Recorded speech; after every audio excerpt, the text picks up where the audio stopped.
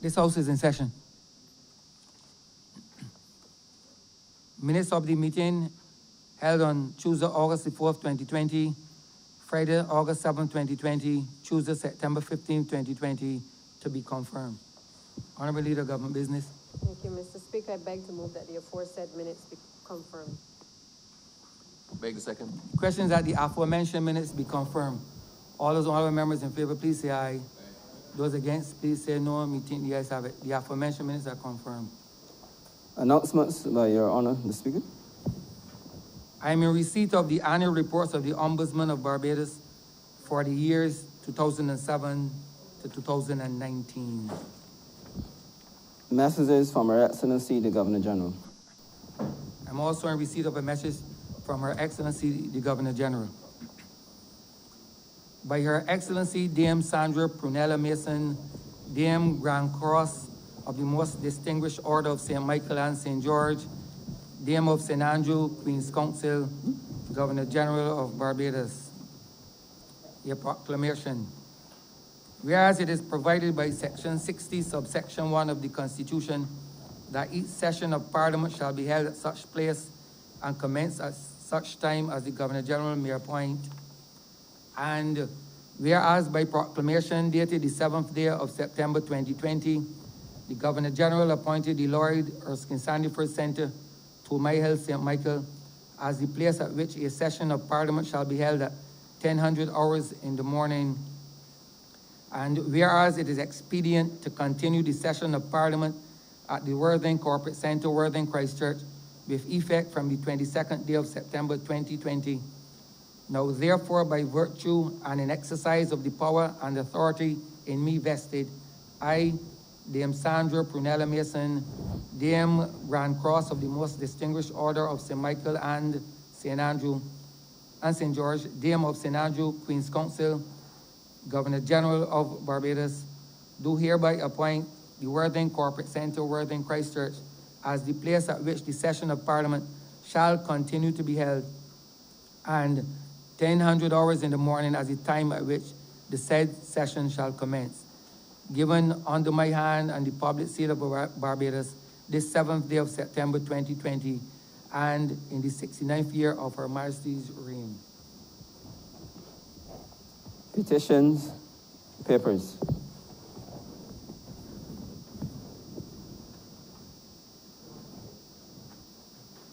Honourable Member for Christchurch, East Central. Mr. Speaker, I'm commanded to lay the Securities Republic Wealth Management Limited Exemption Order 2020 and the Securities Maurice and Legon Exemption Order 2020. Honourable Member for Christchurch East. Mr. Speaker, I'm commanded to lay the annual report of the National Council on Substance Abuse for the year 2019. Government notices, private members' notices, notices of questions, reports from select committees, first readings of bills, statements by ministers, congratulatory and/or obituary speeches.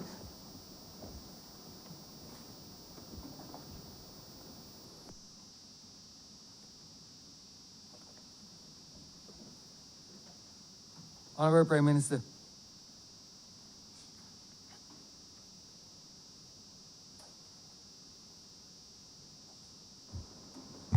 Mr. Speaker, sir, there are not many moments in the life of a parliament that you really do not look forward to. And this morning is one such occasion. It is incumbent upon this honorable parliament to lift our voices in unison to pay respects to one who sat among us for a long period of time, 34 years to be precise, from 1984 to 2018, and one who, more importantly, for most Barbadians, served as the longest serving Prime Minister of this country since independence.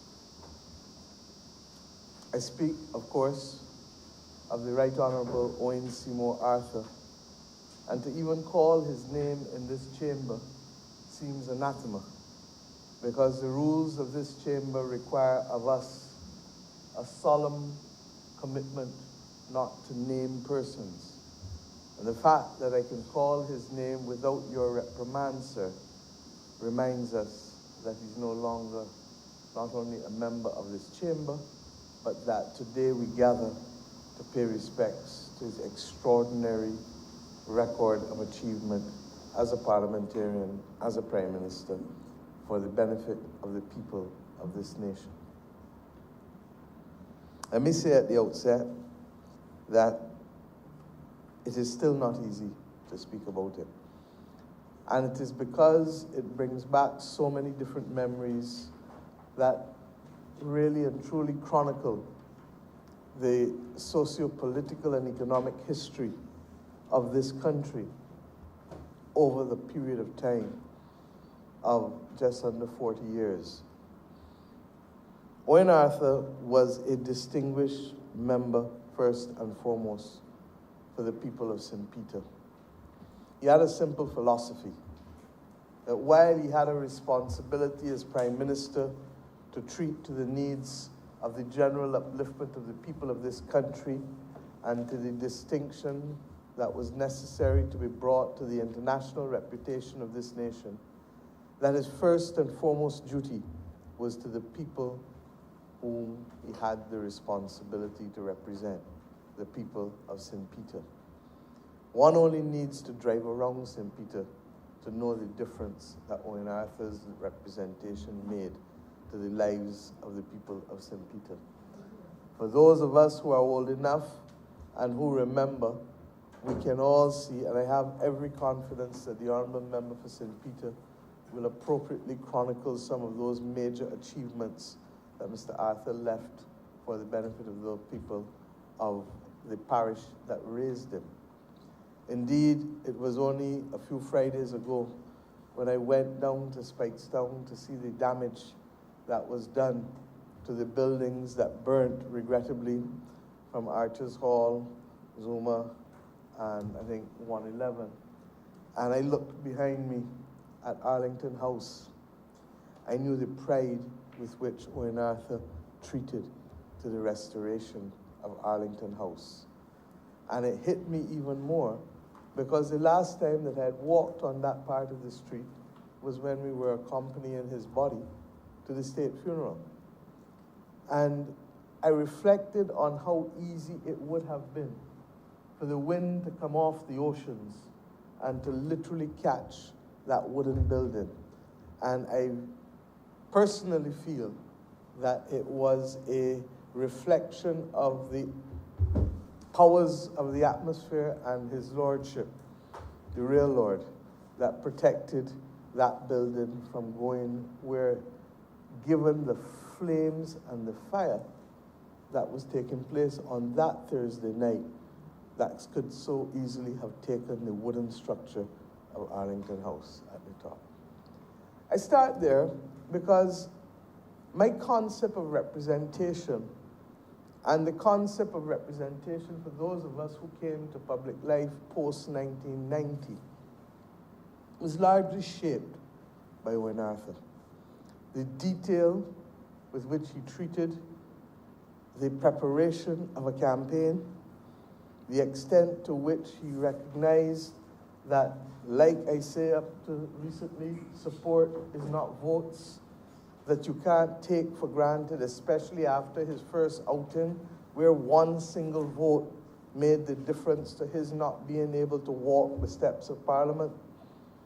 He understood that every vote mattered, and that this was not just a saying, but that one's preparation and one's servicing of one's constituency needed to reflect that meticulous nature that would guarantee success. And one only needs to look at the way in which his majority moved over the years to see that while that was his strategy, the people of St. Peter obviously found favor with his modality of operations, his mode of operations. And to that extent, I believe, Mr. Speaker, all of us then started to learn and benefit He credits some of it to his early involvement in Jamaica at the political level, where the politics, of course, was far more robust, far more aggressive, and far more meticulous in some respects, largely even because of the numbers and the scale with which he was dealing. And he brought that, therefore, to his craft as a representative in this nation. I say so because it became evident to me the difference in his approach to representation as I worked closely with him as General Secretary of the Barbados Labour Party for a period of 8 years, as I took the responsibility of managing 4 campaigns with him, starting with the by-election in 1996 in St. Michael Northwest, moving then to the general election of 1999, which became the absolute first performance of a government to claim that level of popular support and seats in this country. It is true that it has since been bettered, but at that time, in those circumstances, coming from the 24-3 that he was forced to face the indignity of as a new MP, his ability to be able to return the favor 26-2 was something that I know pleased his heart greatly and gave him great comfort that he had won the support of Barbados. And in those days, everyone was going with Owen.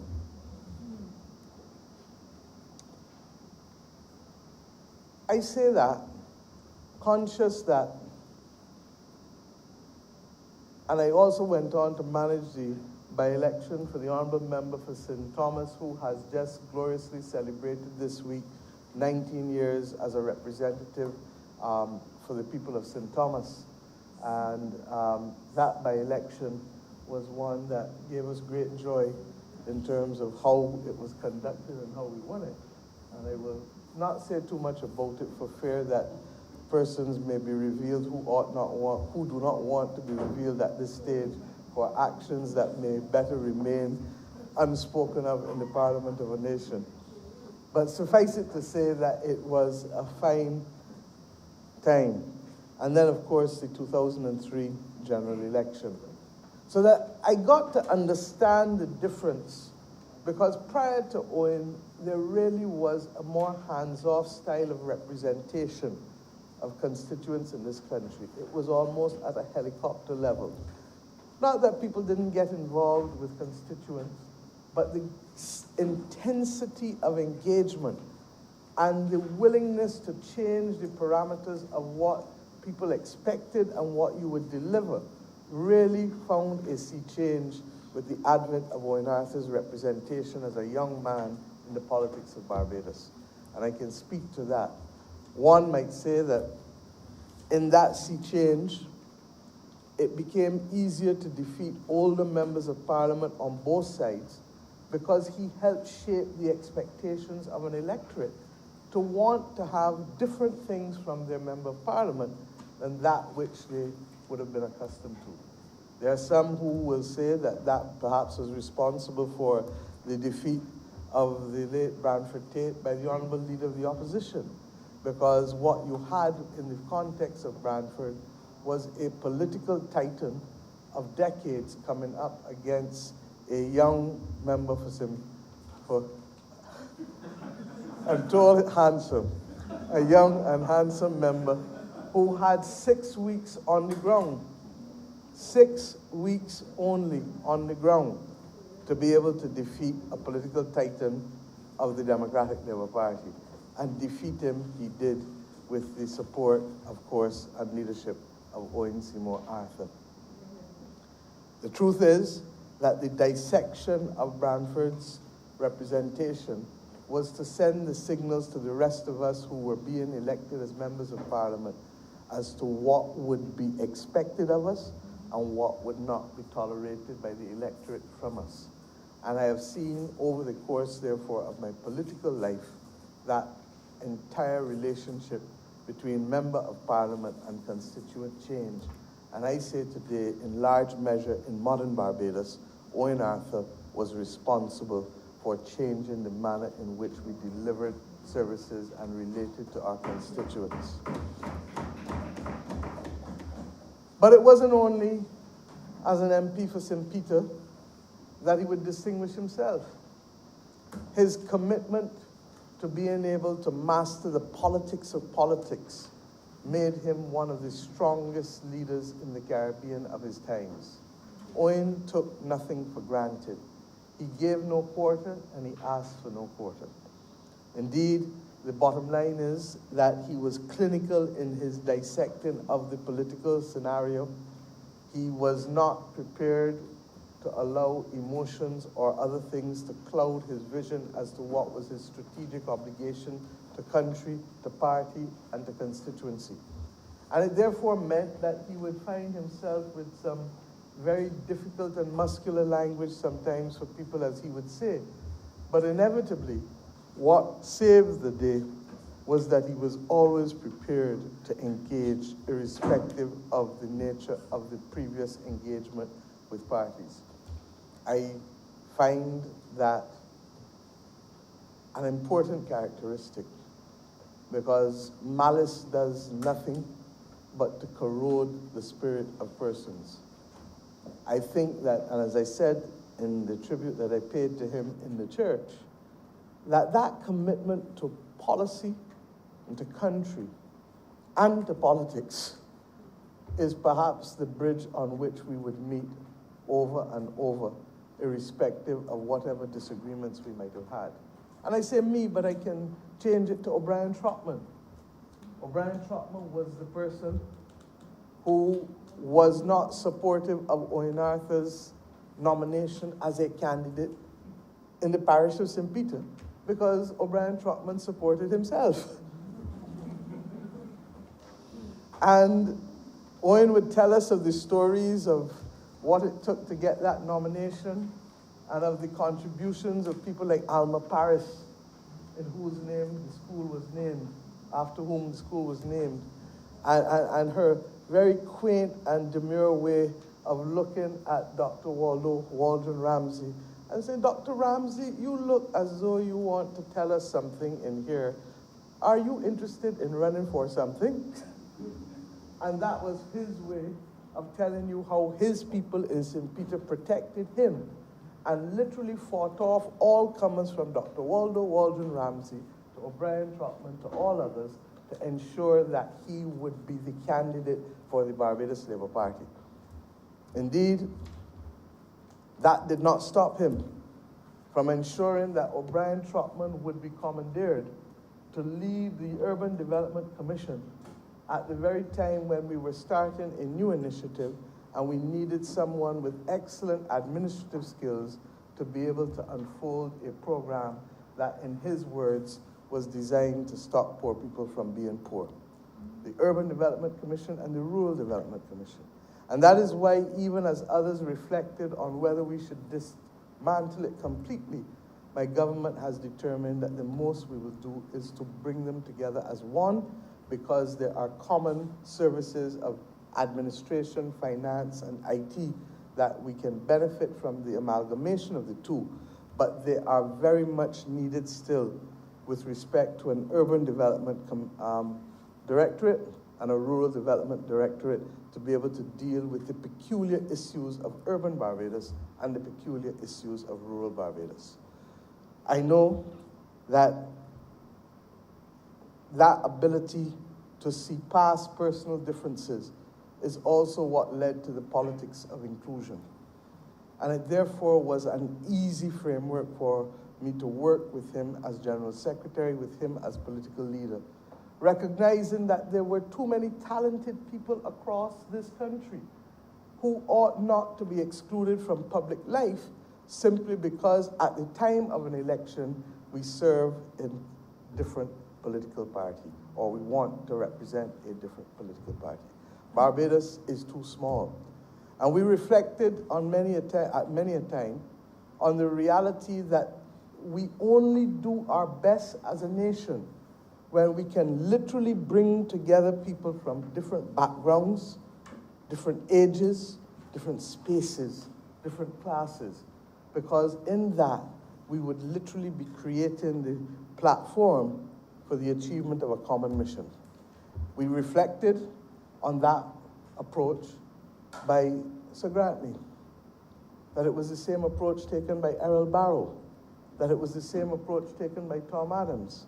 And he was adamant that that would be his approach, but that he would be even more liberal in seeking to reach across the aisle in order to pull the talent, largely because by the time he became Prime Minister of Barbados, we were dealing with a politics that was a little more full of oxygen than one from decades before, where people perhaps were a little more tribal and definite in their likes and dislikes at the political level, and would not necessarily be prone to seeing past it, even though there were aspects of the political engagement that were perhaps more civil than you might have found in later years.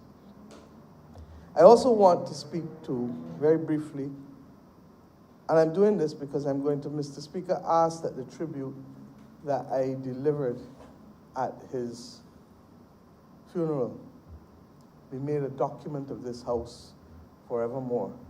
Because apart from the fact that it was one of the few speeches that I've ever read in my life, I believe that it captures the essence of the man and in a way tries to reflect the perspective of those of us who watched on as he strode and bestrode this country as a colossus for the decades that he led the Barbados Labour Party.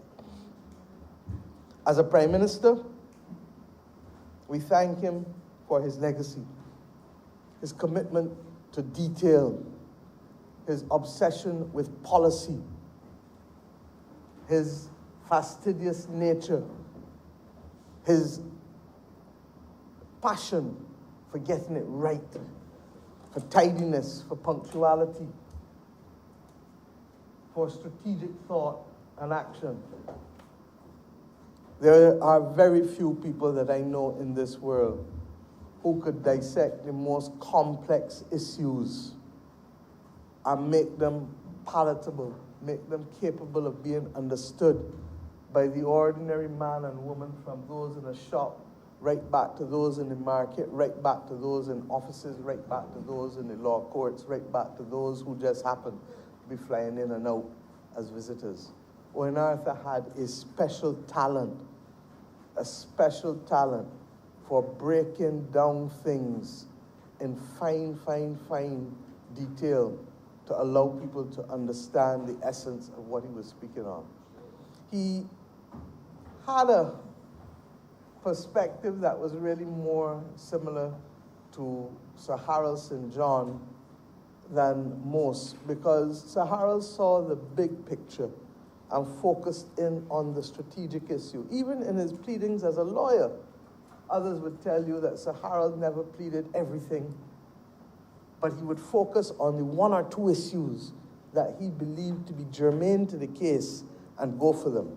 Anybody who ever spent time in Owen Arthur's company, either for fun or during the course of work, would have at some time or another been the victim of his dissecting an argument and picking one single issue in that argument to frame it out, to deliver his cuckoo punch or to deliver the victory that he wanted with respect to making his point with respect to that argument. Even if you had other things to say that were valid, Owen would dismiss them and focus on that one issue that he knew would give him a victory, hook, line, and sinker with you. And that was the nature of the man. And very often, cabinet became a session for testing of minds and wills. And I see nothing wrong with that approach to the conduct of a cabinet, because I hope that it brings out the best in us. I hope that it brings out the best in us with respect to ensuring that we can most rigorously and vigorously defend what we have to in order to be able to advance the work of the people of this nation. But his love of public policy reminded me of that of those who went before. I would not have served with Tom Adams, but I see the evidence of Tom's commitment to passion and public policy. I knew him as a man. And in reading the documents and the files and understanding the progress of the party, clearly the Barbados Labour Party in 1976, with a great combination, came to Parliament with a passion for policy and a passion to perform in the interests of people. Owen Arthur had that same passion. And indeed, on many an occasion, he would talk about the influence of Sir Harold St. John on him. And Tom to a lesser extent, although the time with Tom was obviously much less because of his untimely passing in 1985, less than 1 year after Owen would have become a member of Parliament. But he would have been a senator before, at the instance of Mr. Adams's appointment of him when he came back from Jamaica. That love of policy, though, I want to focus on this for a second, is the most important legacy that any of us in this Parliament can give to those who come after us. It is that love of policy that stops us from stepping outside of the parameters of what is appropriate. It is that love of policy that drives us to be creative when all else before us seems to be gloomy and incapable of resolution, resolving difficult social and economic problems. It is that love of policy that causes us to deconstruct and reconstruct and ask ourselves, what is the public purpose? What is the public mischief? How can we deliver this better using the technology that is available to us? And how can we, in doing this, ensure that we can empower a class of Barbadians not yet empowered, not yet given the opportunity to serve?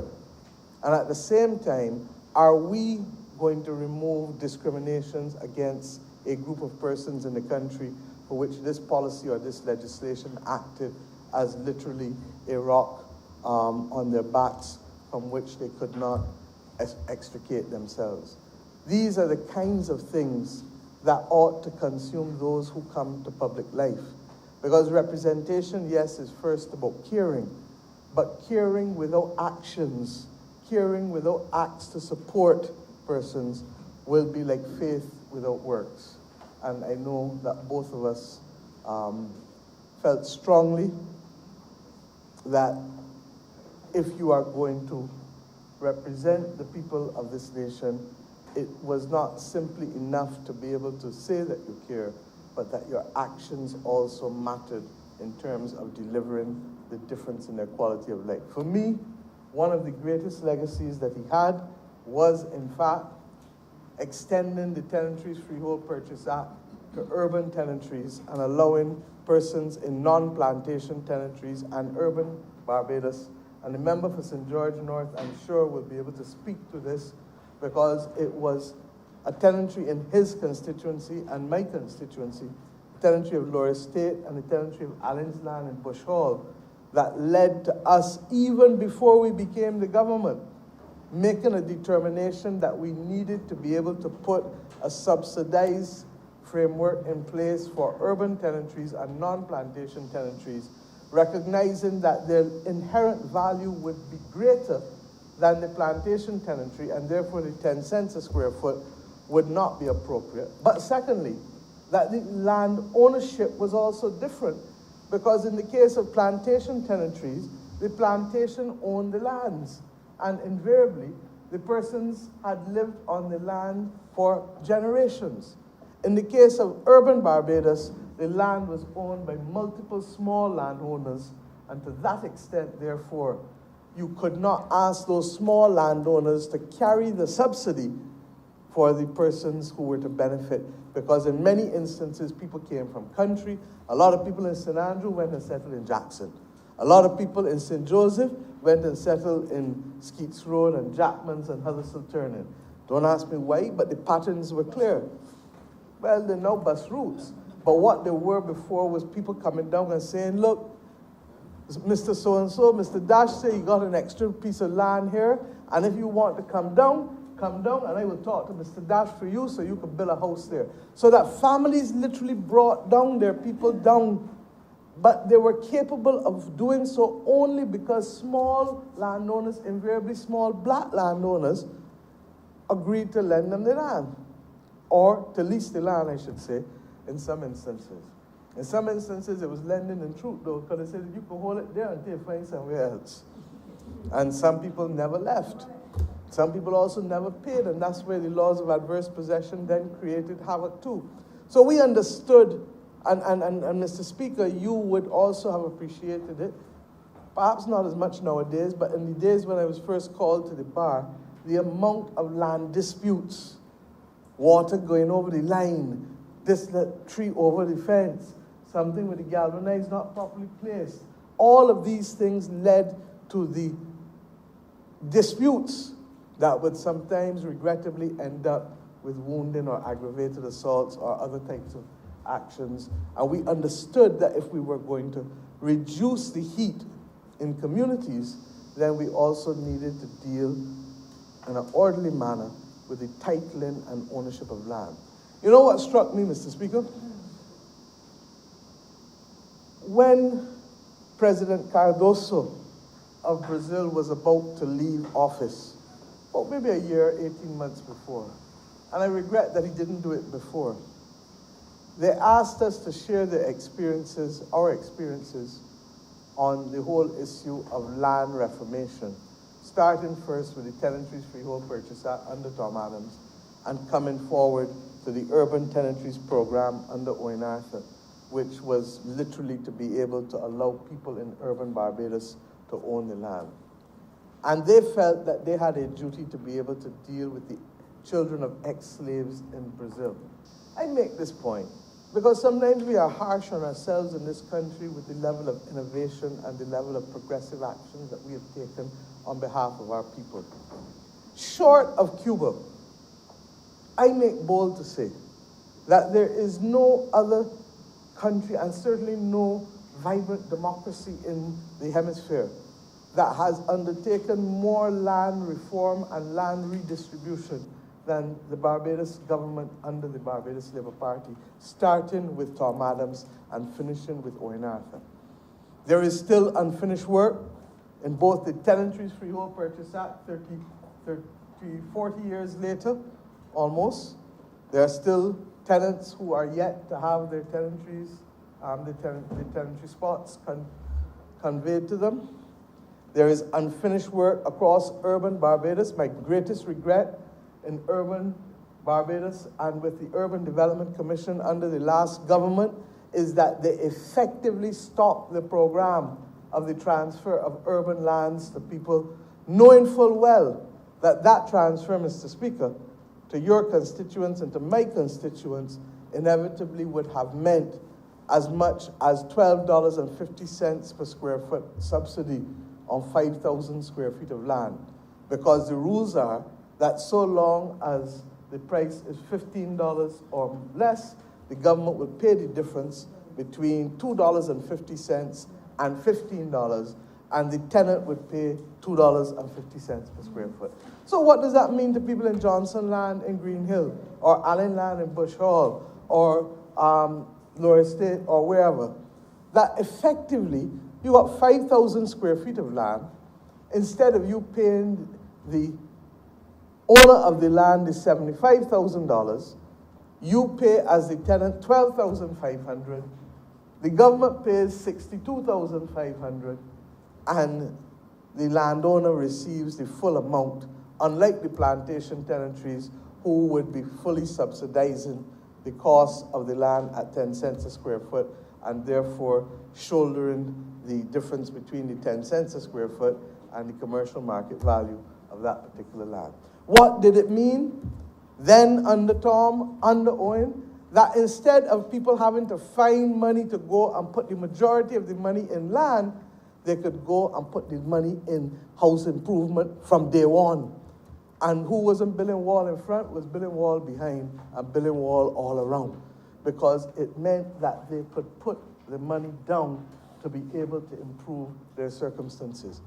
His record in housing was not one of only national housing construction. In fact, the real record was in being able to lift the quality of life of Barbadians by the provision of jobs and by the provision of opportunities for mortgages. We introduced 100% mortgages in those days and provided the counterpart funding. We went on, and ironically, this for him was particular because a particular matter of which he was proud, because in his early days as a public servant, many people did not know that he, along with Alan Jones and Ronald Fitt, would have established the Housing Credit Fund in this country at a time when in the early 1980s, Barbadians could not go to the bank and get mortgages. Barbadians used to borrow money from solicitors in order to buy land. They were the banking institutions of the day for decades. And therefore, the establishment of the Housing Credit Fund, which allowed then banks and others to start to move into that part of the financial services sector in order to give Barbadians mortgages, was a substantial change in the landscape for him. As I said, it therefore meant that he had a finer appreciation than most that housing solutions are not just driven by government constructing housing units or houses, but that government could play a facilitating role through its regulatory regime and its ability to unlock capital to be able to spur the housing market. Indeed, Mr. Speaker, that is what we are hoping to do as we go forward with the projects and the use of the Housing Credit Fund. And we have in fact amended it to allow us to be able to use it to be able to unlock further subsidies and development of lots for persons, because we too believe that that class of person in this country earning $4,000 and under deserve to be able to afford land. But prices of land in this country from as far back as 2010 started to go into $20 and $25 a square foot. And people earning $2,500, $2,700, $2,800, $3,000 a month cannot afford to buy land at that price and then to build appropriate housing for them and their families to live in. And that is what this government is now fighting to be able to reverse by ensuring that we can cap the cost of the sale of land in those developments at no more than $12 a square foot, so that we can give the person buying the land the benefit of the value between $12 and the commercial market value, whether that is $20, $22, $25, the values will determine that. But what it does is to give the applicant equity to be able to access the mortgage in a way that is easier than them being able to access it purely on the basis of their earnings profile, because of how high and expensive the cost of the housing and land is and how low the wages are. So we believe that the principle of subsidizing the cost of land found in the Urban Development Commission and the non-plantation tenantries is one that we can replicate in developments, obviously at a higher price point, but still at a substantial subsidy of almost 50% of the land value for persons going forward. That has its genesis in the kind of policy, creativity, but yet disciplined approach to policy that Owen Arthur imbued in all of us who served with him as members of his cabinet. I want, Mr. Speaker, to recognize his regional leadership as the lead Prime Minister for the CARICOM Single Market and Single Economy. There is no one in the Caribbean who will speak of the CSME without speaking of Owen Arthur's leadership with respect to this matter. He took it up in 1994, a few years after the Grand Anse Declaration was completed, and it was largely left to his leadership to help craft out, in real terms, what and how the revised Treaty of Chaguaramas would seek to reflect the framework for the establishment of a CARICOM single market and ultimately a single economy. He always knew that the single economy was going to be a difficult destination, largely because of the differences rather in interest rates and the inability to have a common macroeconomic policy across the region. But he was comfortable with the aggressive pursuit of a single market in his time. I was privileged to be at his side as Attorney General in 2006, February in Jamaica, when we signed the documents giving expression to the creation of the single market, having been satisfied that the obstacles that would, and the discriminatory acts that would have existed prior to the establishment of the single market and prior to the settlement of the revised Treaty of Chaguaramas were removed. Indeed, in those early days, he relied on Mr. Nigel Barrow as Barbados' chief negotiator with respect to settling the revised Treaty of Chaguaramas as we now know it. And Owen paid clear attention and detail to the drafting arrangements of that revised treaty. He knew instinctively that in a single market, there would be winners and there would be losers. And to that extent, the sustainability of the CSME depended on Chapter 7 of the revised Treaty of Chaguaramas. And for those of you who don't know what Chapter 7 is, and Article, I think, 164, you need to go and read it, because it was to be the leveling instrument, that thing which would guarantee that there could be some form of special treatment and concessional resources, ultimately through the CARICOM Development Fund, for disadvantaged sectors, disadvantaged regions, and disadvantaged countries. The genius of the formulation is that rather than being stuck between the dichotomy of more developed countries and less developed countries, which was essentially what we inherited from the foundations of the days of Carifta, that we would now have the opportunity to see that you could have a disadvantaged sector in a more developed country, and that they too would have access potentially to the same benefits as a disadvantaged country or a disadvantaged region. And that, in my view, still represents the core of why we can make the single market work in this region.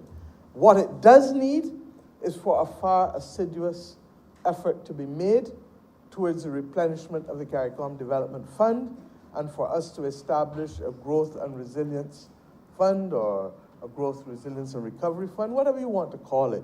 The Caribbean needs access to concessional resources because the complexity of governance has changed. And these are the kinds of discussions that we would have throughout the years.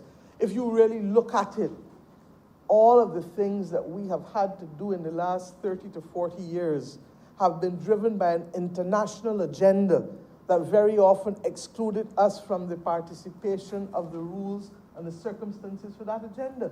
So you have a World Trade Organization that was founded, and indeed, in 1994, Barbados became a signatory to the WTO without much discussion and without preparing the domestic industries that hitherto were benefiting from a protected market and from non-tariff barriers from being able to continue in that vein.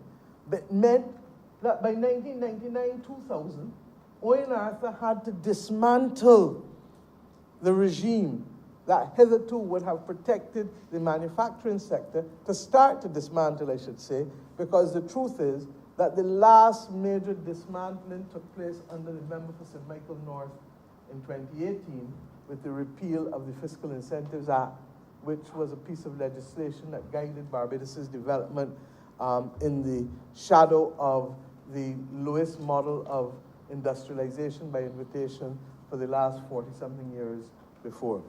So that we understood that there were a number of things that would increase the complexity of government and hence the cost of government, but equally there were things that would reduce the revenue, because if you were now putting a lash in your domestic manufacturing sector, you would effectively not be able to get the returns from it as you were before in terms of revenue and jobs and general economic activity. We look at the environmental treaties all across the world today. It wasn't until end of Tom Adams' tenure that we even had a Ministry of Environment in Barbados. So the Ministry of Environment is less than 40 years old in this nation. But it is now one of the most important ministries, given the climate crisis that we face, given the sargassum weed and the drought and the flooding and the hurricanes that are bedeviling our country on an ongoing basis. But that meant that the cost of government would increase as a result, without necessarily having the productive sectors capable of being increased. In the end, and this was one of the last discussions we would have before he passed with the Jobs and Investment Advisory Council, in the end, he understood clearly the importance of the National Population Commission, because he recognized that the absence of people coming to work every day to produce and to pay taxes meant that we were trying to sustain the quality of life of the people of this nation on a dwindling and reducing base or foundation. Indeed, I cannot remember if it is the 2006 or it wasn't the 2007 estimates, because Clyde Maskell did that. So it was probably the 2005 or the 2006 estimates. I commend it to members of this parliament and wider Barbados to go and read, because he gave a speech about the extent to which we could continue without more in expanding the entitlements to citizens within the context of this state, because of that lack of expansion with respect to the productive sectors. They saw, he and those before him, saw the international business sector without the constraints of carrying capacity as being able to offset some of the limitations of domestic production and population. They saw also the single market and single economy as an opportunity equally to ensure that Barbados would benefit from expanded production without necessarily changing the sovereignty responsibilities over 432 square kilometers or 166 square miles. But that these initiatives were to offset the smallness of us and the limited production capacity. Regrettably, they would not be enough to offset the global financial crisis of 2008, as well as the wrong-headed practices that saw to an expansion at all costs of recurring expenditure beyond anything that the country could support.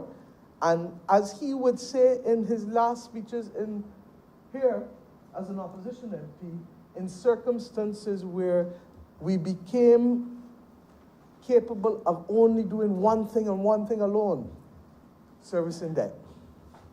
And that we service debt to the exclusion of everything else in the management of the economy and the management of the society for a better part of the 2013 to 2018 period.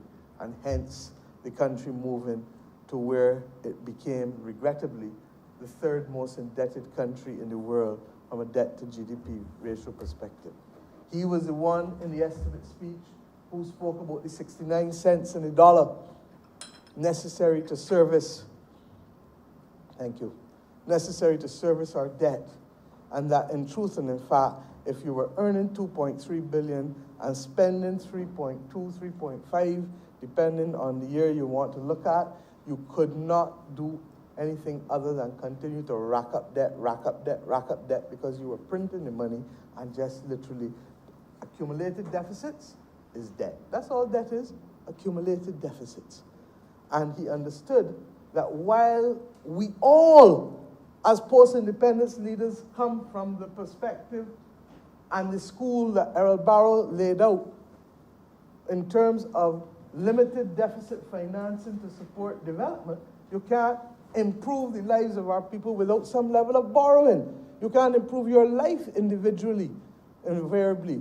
Most of us have to borrow to build a house. Most of us have to borrow to buy a car. Most of us have to borrow if we want to buy equipment for small business, because we all come from the same background. And what we are trying to do is to lift people out of poverty. But in order to lift people out of poverty, you have to borrow in order to generate the projects that will sustain you going forward. And because you're borrowing and building capacity, you are then, over the period of time, earning to be able to pay back that which you borrowed. That's how orderly development takes place. And that is why he continued to insist that the macroeconomic fundamentals were the first platform in caring for anybody, that it took cash to care, and that if you were going to be reckless about the management of this economy, then you were going to be contemptuous about the quality of life of the people of this nation. It was as simple as that. And if you ask me, that irrespective of his wonderful political style and the effectiveness of that, the real genius of Owen Arthur was in the commitment to nation building on sound fiscal practices, on structured policy that could withstand scrutiny, and sustainable policies that were intended to be able to build platforms for the future rather than to meet the moment alone with respect to instant gratification. That is the legacy I have taken from him. I thank him at a personal level for the opportunity to have learned most of what I know in public life, not just through reading, but through, like most Barbadians, being at the center of the action when these things were unfolding. I know that it was his open mind that led to younger people being brought in to the center of government in this country. I was a minister at 28 years old with the Ministry of Education, Youth, and Culture. It commands the largest budget outside of debt servicing in the government of Barbados. Liz Thompson was the Minister of Health. It commands equally one of the largest budgets, and she was 30 years old when he appointed her. We will never forget the words of George Bell, who said that we were too green to be appointed. And Owen just smiled and said, repay him with performance. And that is what we tried to do. The bottom line is that with respect to women, prior to Owen Arthur being Prime Minister of this nation, there was only ever one woman who had served in the cabinet of Barbados, Dame Billy Miller, who would have served under Tom Adams. Owen determined that he wanted to turn the corner, and hence the inclusion of myself, Liz, with Billy, was that initial step. Within the next term, he was able to add Cynthia Ford, who he described always as the salt of the earth of the Barbados Labour Party, and that kind of representative who he would want to have amongst those whom he was privileged enough to lead. I know, because he would speak to me initially when he first appointed Cynthia as my parliamentary secretary, and worked with her assiduously to ensure that we would make her the MP once David Simmons, Sir David as he now is, resigned from public life and chose to leave this parliament. She has not disappointed him or me in the way in which she has represented the people of St. Thomas, and indeed her performance at the polls tell you that she has not disappointed the people of St. Thomas either. It is ironic that the member for St. George North also was able to reflect the level of meticulousness in representation that Owen celebrated. And anyone who knows anything about the Barbados Labour Party would know that the member for St. George North was, if I would be allowed to say these words in here, I would say his partner in crime, but I don't mean real crime. But his partner, his true brother and partner.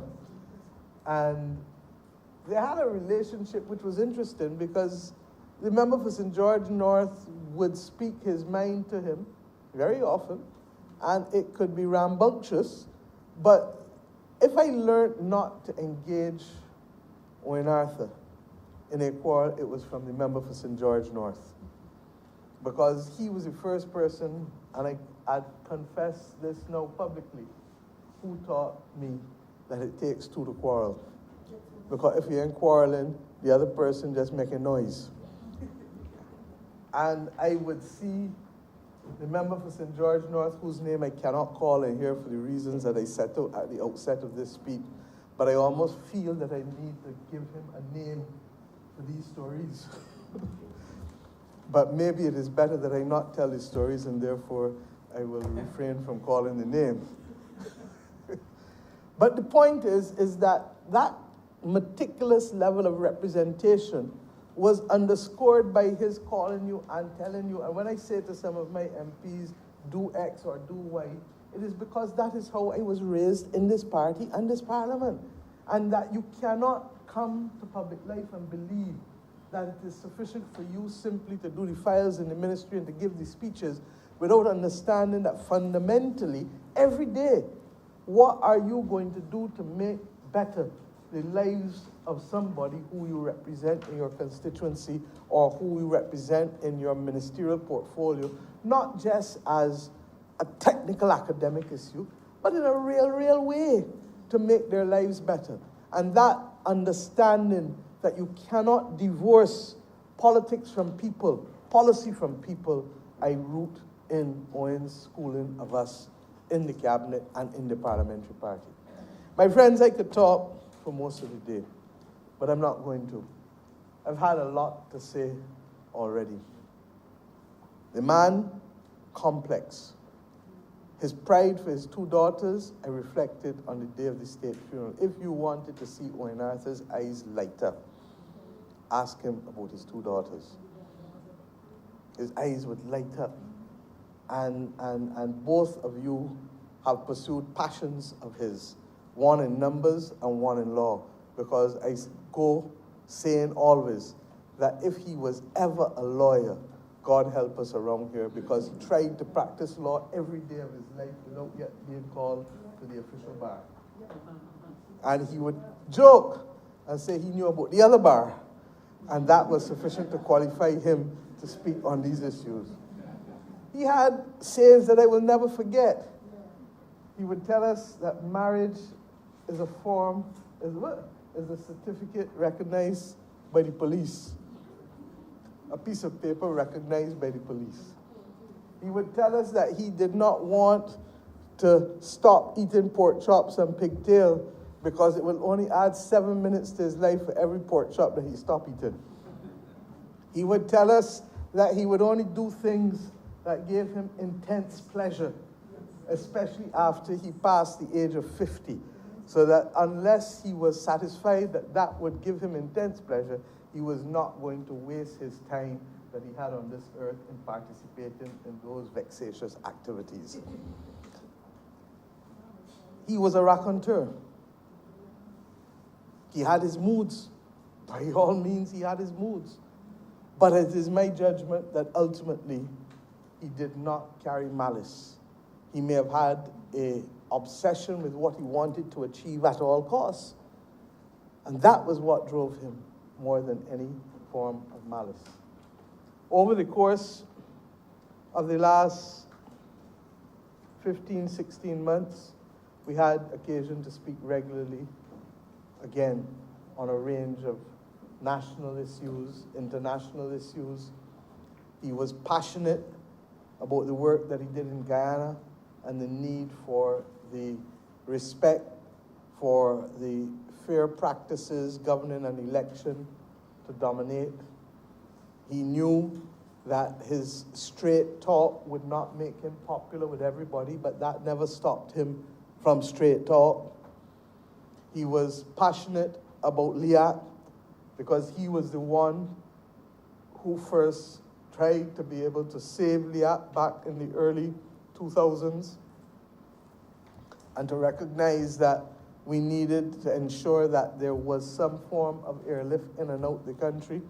But he was equally the first one to recommend its dissolution, as the Honorable Attorney General would tell you, because the model became completely unsustainable. And even if we felt that we could do it, COVID literally spelled the death knell for it, given its current structure.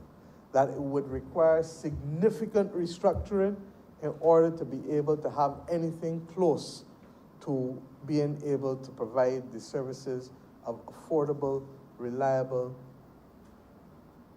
access between the islands and the countries of the region through air transport. He took particular delight in chairing the Global Commission that I asked him to chair on small states. And why? Because as Minister of Finance, Owen Arthur did a lot of the heavy lifting with respect to small states' work and vulnerability. It is the issue that we find ourselves fighting yet again today, 30 years after the father of Professor Persaud settled the index with the Commonwealth Secretariat, years ago. And we went through persons like Owen and other leaders of small states trying to get buy-in for us to have vulnerability recognized as a fundamental feature of small states, not just in fiscal matters or for access to concessional funding or resources, but also with respect to our international trade obligations. We would reflect often that Barbados' share of global trade in goods is 0.0000%, and Barbados' trade in global services is 0.0001%, and that therefore we had no capacity to distort global trade. Those arguments, even though sound, would find no favor among the great political or the great nations of the world who constitute the G20 as it now is and the G7 as they were before. But yet, it's our reality. And our vulnerability is captured in our capacity, ultimately, to absorb shocks. Can we absorb the shocks of climate crisis, of the pandemic, of international economic shock, of oil price increases, of changes in terms of trade? And if we can't, then we ought not to be excluded from concessional funding or grant funding. We ought not to be left on the sidelines of international development to become pauperized again simply because of arbitrary definitions and criteria that do not meet the appropriate considerations as to who and where we are and what we need. I make the point that at independence, we did not receive any development compact. And what was taken from us over the decades and centuries was not settled. And therefore, it meant that instead of starting from ground zero, we were starting from 100 feet below ground. And that is why the argument for reparations has so much import and impact today. When we changed the Pan-African Commission as a government, we changed it not because of the lack of worthiness of the cause, but because we feel that the Pan-African work needs to be supported as an NGO so that it doesn't only benefit from the resources of the state, but it also benefits from the resources of non-governmental entities. And I'm happy that the member for St. Michael East has agreed to help me now lead this effort along with others like the Ambassador to CARICOM and others, because this is the significant work that was started by myself and Owen Arthur in the late 1990s when I was Minister of Culture and he was Prime Minister of Barbados. He understood the importance of identity and he understood the importance of building confidence among people. He understood the importance of following the dictates of Grantley Adams and Errol Barrow in terms of standing up for something for this nation, and that making sure that this nation's voice can be heard and respected across the globe. He did it with the Shiprider Agreement. He did it with the OECD fight, where they threatened to undermine the sovereignty of this parliament by wanting to tell us how we should tax. He did it with other matters of import like Haiti. One of his first, in fact, I think it was his first international visit after being Prime Minister, was to go and deal with the issues of Haiti with respect to the disruption that was happening there in late 94, early 95. So I want us to reflect on his life as a guide. Was he perfect? Absolutely not. But are any of us perfect? Absolutely not. And the generosity of spirit that is required, in my view, to make this nation the stellar nation that it can be, and to make Bajans the star Bajans that we can be, requires from us to be sanguine about people's contributions, but also to be motivated by the things that they did that made a definable difference. We ought not to reflect only on the individual acts, but we need to look through and look at the values that underpinned the actions of people's lives.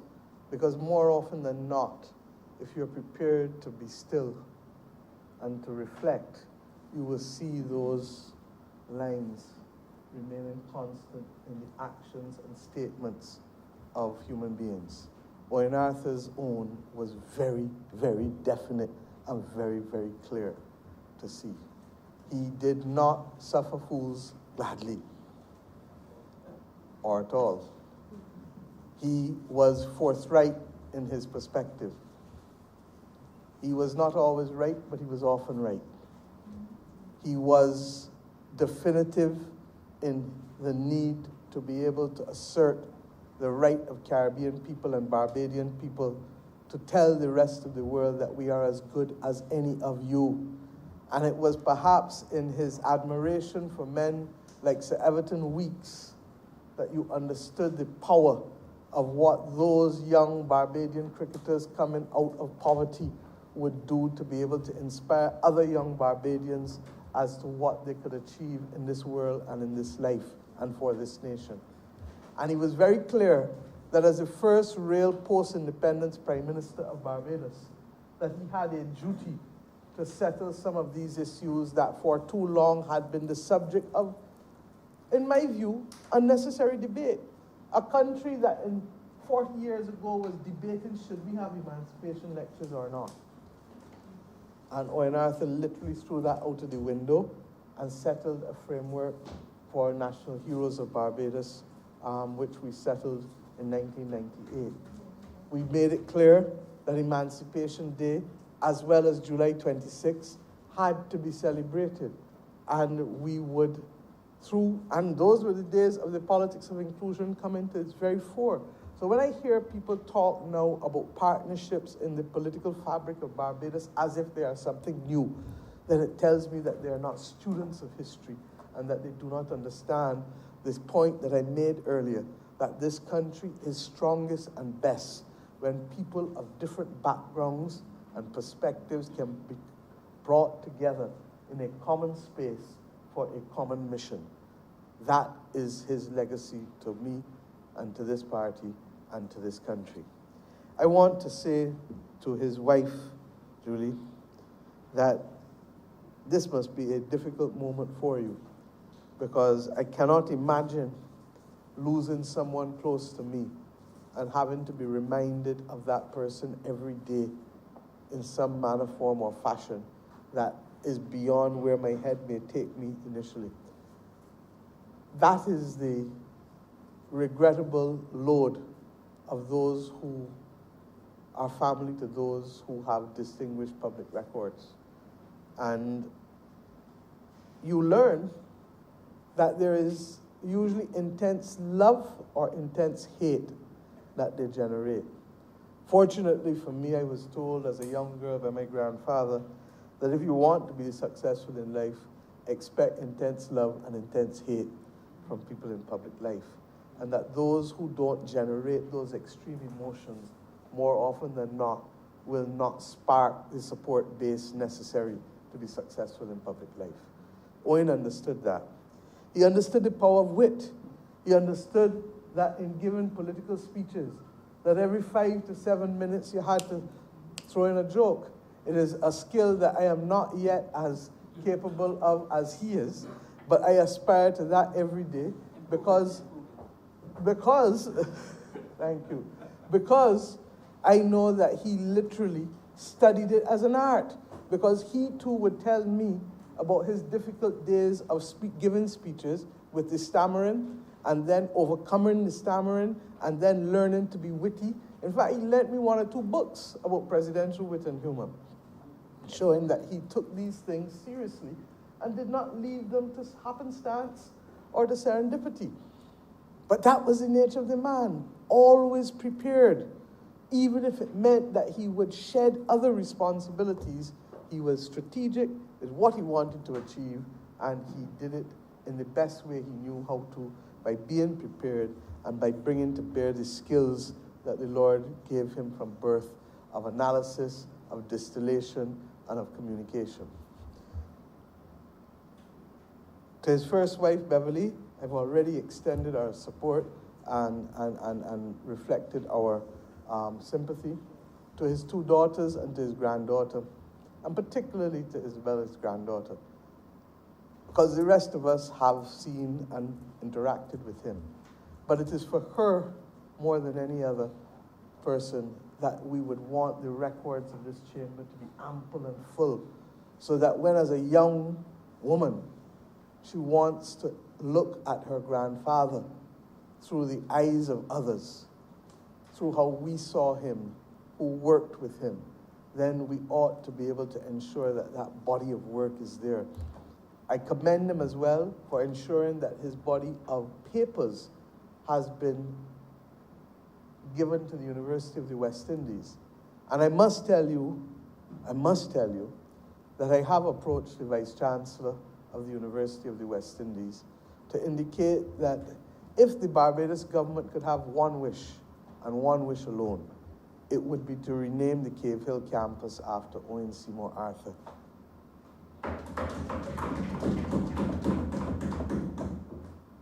He represents the fine Barbadian that campus was developed to be able to produce. And as Prime Minister, for a longer period than any other Prime Minister since independence, it was his to engage with that university. I know, because for 7 years of those 14 years, I was his Minister of Education. And I know the depth of his commitment. I know the extent to which he wanted the rest of his days to be associated with the institution that helped shape him and mold him as a young Barbadian mind, and that helped shape the national consciousness that gave him the courage to be the man that he was and to be the leader that he was. This is not a decision of the Barbados government, obviously. It is a decision of the University of the West Indies. And we will live with whatever decision they make, but we will strongly advocate for the Cave Hill campus to be named the Owen Arthur campus at Cave Hill, University of the West Indies. Because we believe that that simple act will inspire another young boy, whether in Rose Hill, or a young girl in Bush Hall, or a young boy in Hinesbury Road, to believe that they can be the best that they can be in this country. To use his words, that they can go for the best, because Barbados must not settle for the bronze. Barbados must not settle for the silver. Barbados must go for the gold.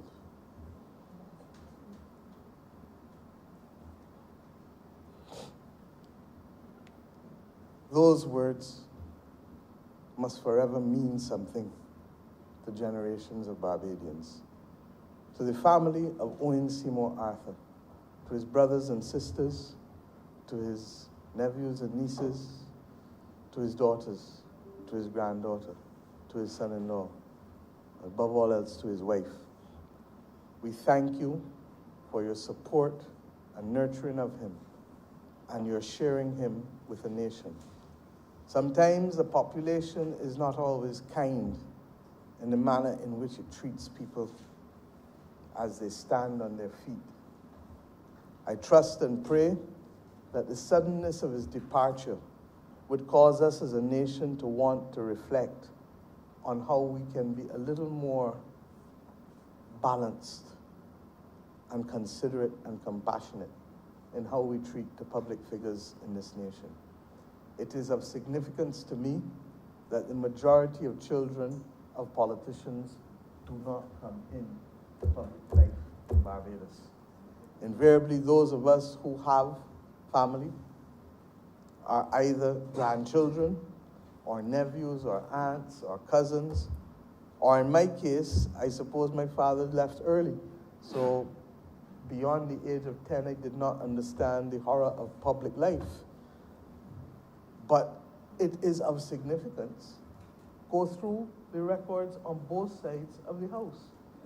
And you have to ask yourself, why is it that those people who receive perhaps the most inspiration from their parents, who have done well in public life, have chosen not to come close to public life?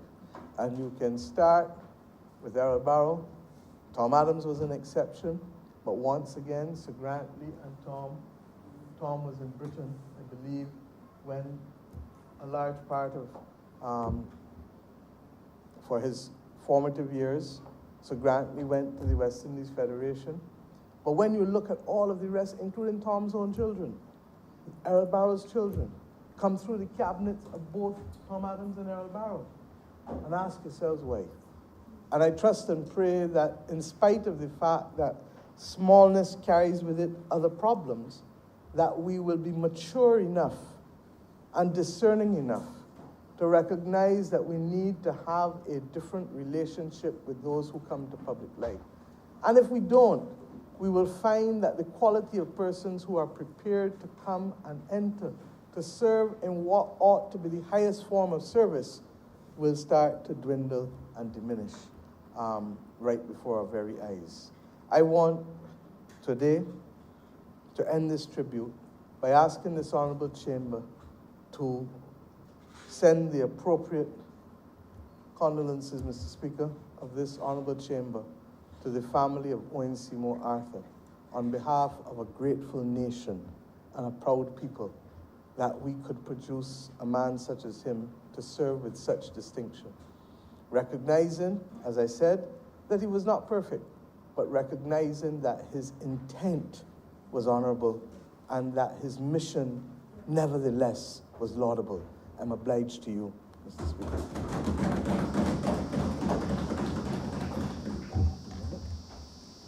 Honorable Leader of the Opposition.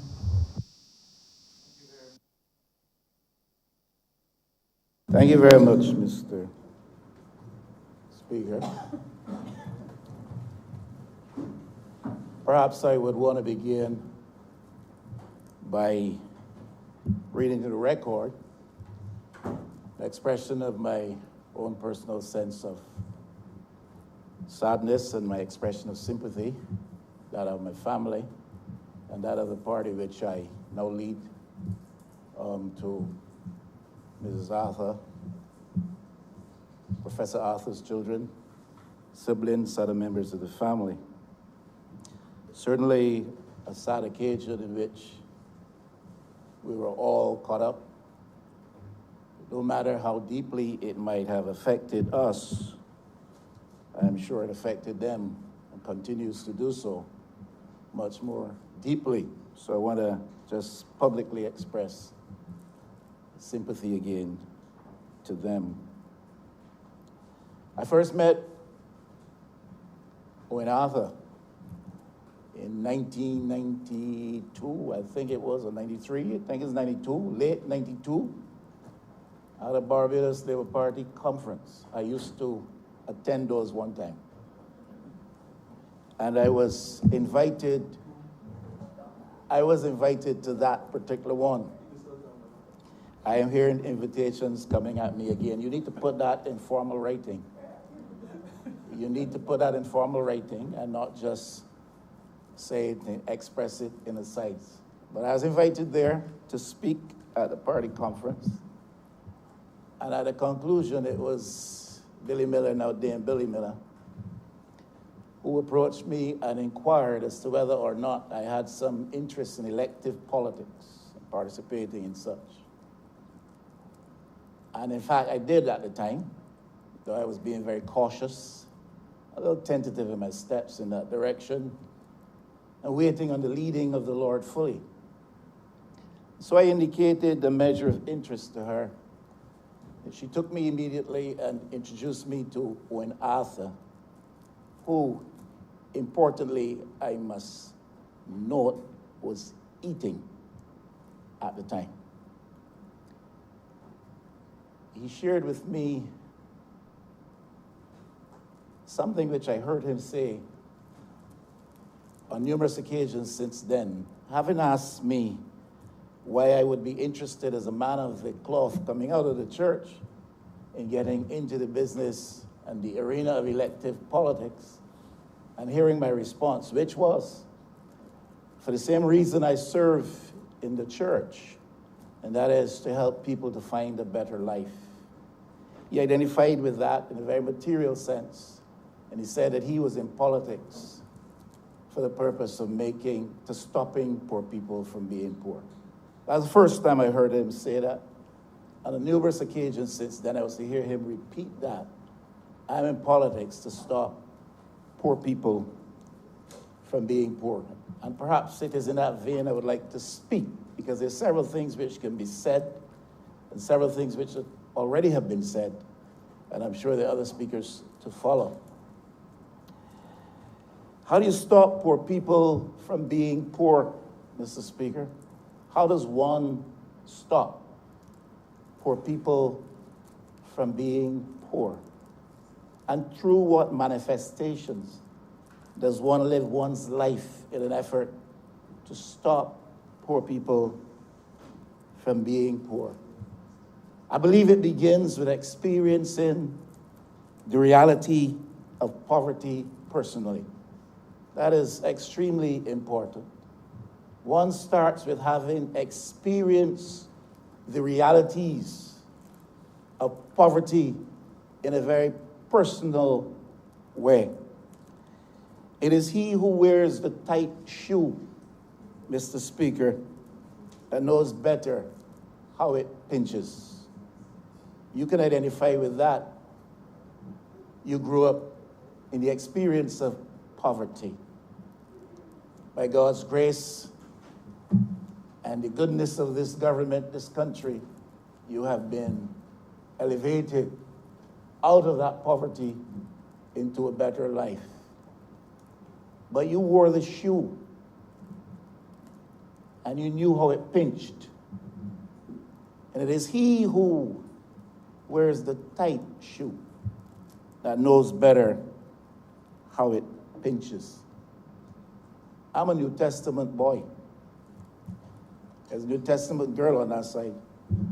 I'm a New Testament boy. One of the central themes of the New Testament is the fact that Jesus Christ, our Lord, Jesus had to enter into our experience in order to lift us up and out of our predicament. He had to become like us. He had to live our reality. And as a fact, if you are familiar with the New Testament, whether you're a girl or boy, you know that that's a central reality revealed in the New Testament. He came into our experience, took upon himself our flesh, lived our reality that he might lift us up and out of that.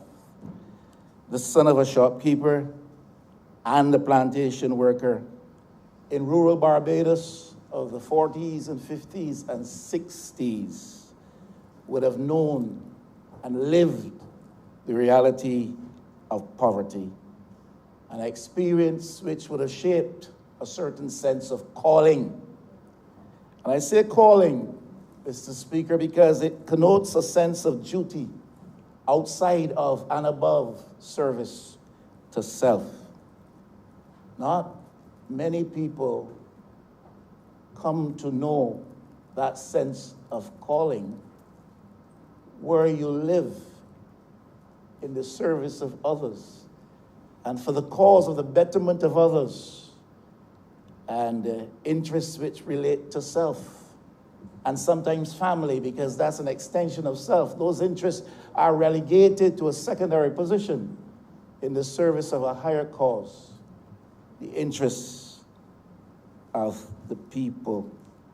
Puts the interests of others at the center of your efforts.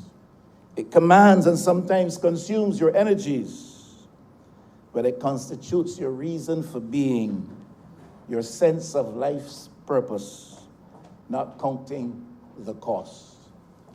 I never played cards with Owen Arthur. Did not have the privilege of that type of intimate social exchange with him.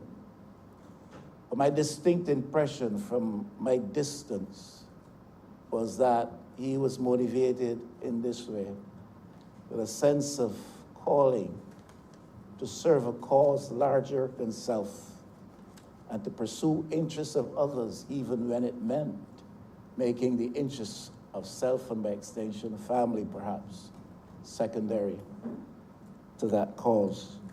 That is when one serves with a sense of calling. How do you stop poor people from being poor? Besides beginning with a sense and experience of that reality yourself, well, you give people a sense of self-worth and a sense of self-value.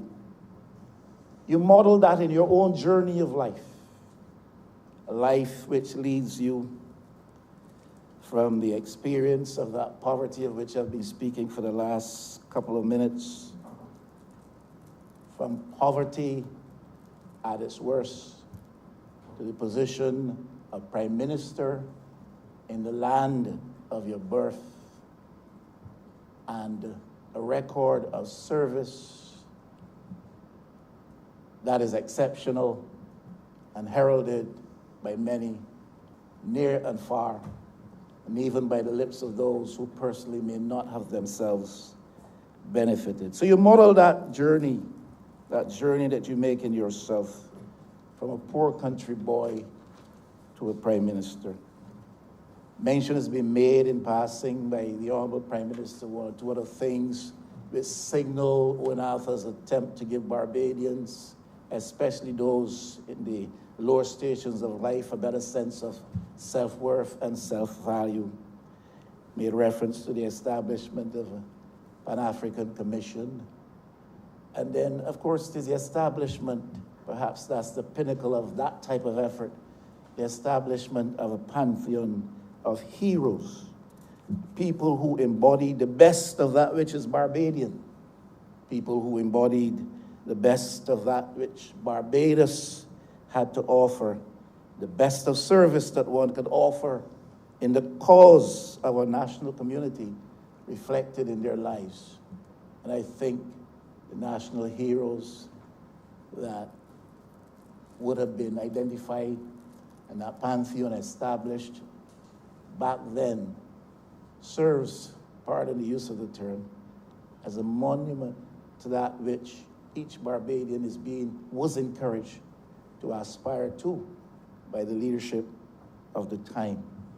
That's the type of leadership that we have been accustomed to in Barbados, and it was certainly embodied in Owen Arthur. But how, beyond giving people a sense of self-value and lifting this sense of self-worth, how do you stop poor people from being poor? Well, my view, it is very important that you change the nature of the relationship between the people in majority numbers and the land. You change the relationship between the people and the land. The Honorable Prime Minister would have made reference to that by pointing to what Barbados Labour Party administrations would have done with respect to land policy, both in rural and in urban Barbados. And I speak to that which would have been championed by Owen Arthur, particularly so in urban Barbados and in areas such as the one which I represented. So you move poor people, you stop poor people from being poor by changing their relationship to the land. You have to move these people from being tillers of the soil for the greed and gain of the privilege. Now, my friend, the honorable member for St. Michael East, my very good friend, would tell you those things, would tell you them in more potent and effective terms that I am capable of doing. But I seek to suggest the same thing that he has sounded in the corridors of this house and outside in the public space for years. If we are to stop poor people from being poor, and this is embodied as a principle in the policy, posture, and orientation, implementation indeed, of the government under Owen Arthur, you have to change the relationship between the people and the land and move them from being tillers of the soil for the greed and gain of others. Move them from being tenants in a space owned and passed on by others in a privileged circle, leaving the majority in a place such that they're tied to poverty and trapped in dispossession. Now, sounds like a lot of words, but the policy in actualization is that which is revolutionary, because when people find that there is a positive relationship between them and the land, then you start them in their journey to becoming part of the wealth accumulating class in Barbados. You see, Mr. Speaker, for me, it is about moving people from a position where they're postured to earn money, bring them to a place where they understand and realize in actual terms the benefit of growing wealth and building on that which they have. And until people can come into ownership of the land in Barbados in even greater measure than is the case now, we will continue to have that specter of poverty obtaining around the disadvantaged groups in Barbados. It's the type of representation that Owen Arthur helped me to give in St. Michael West. And forgive me, I feel these things strongly, so I'm not going to pass this without saying this, even though some may charge me of misusing a moment such as this and introducing an indecency. But let the charge come if it will. But as a type of representation that Owen Arthur facilitated me in giving in the constituency of St. Michael West, I see the attempt to return to the days where representation must be based on one's capacity to purchase voting support, where representation is to be facilitated by building relationships and links with the drug subculture in Barbados. I see that in St. Michael West.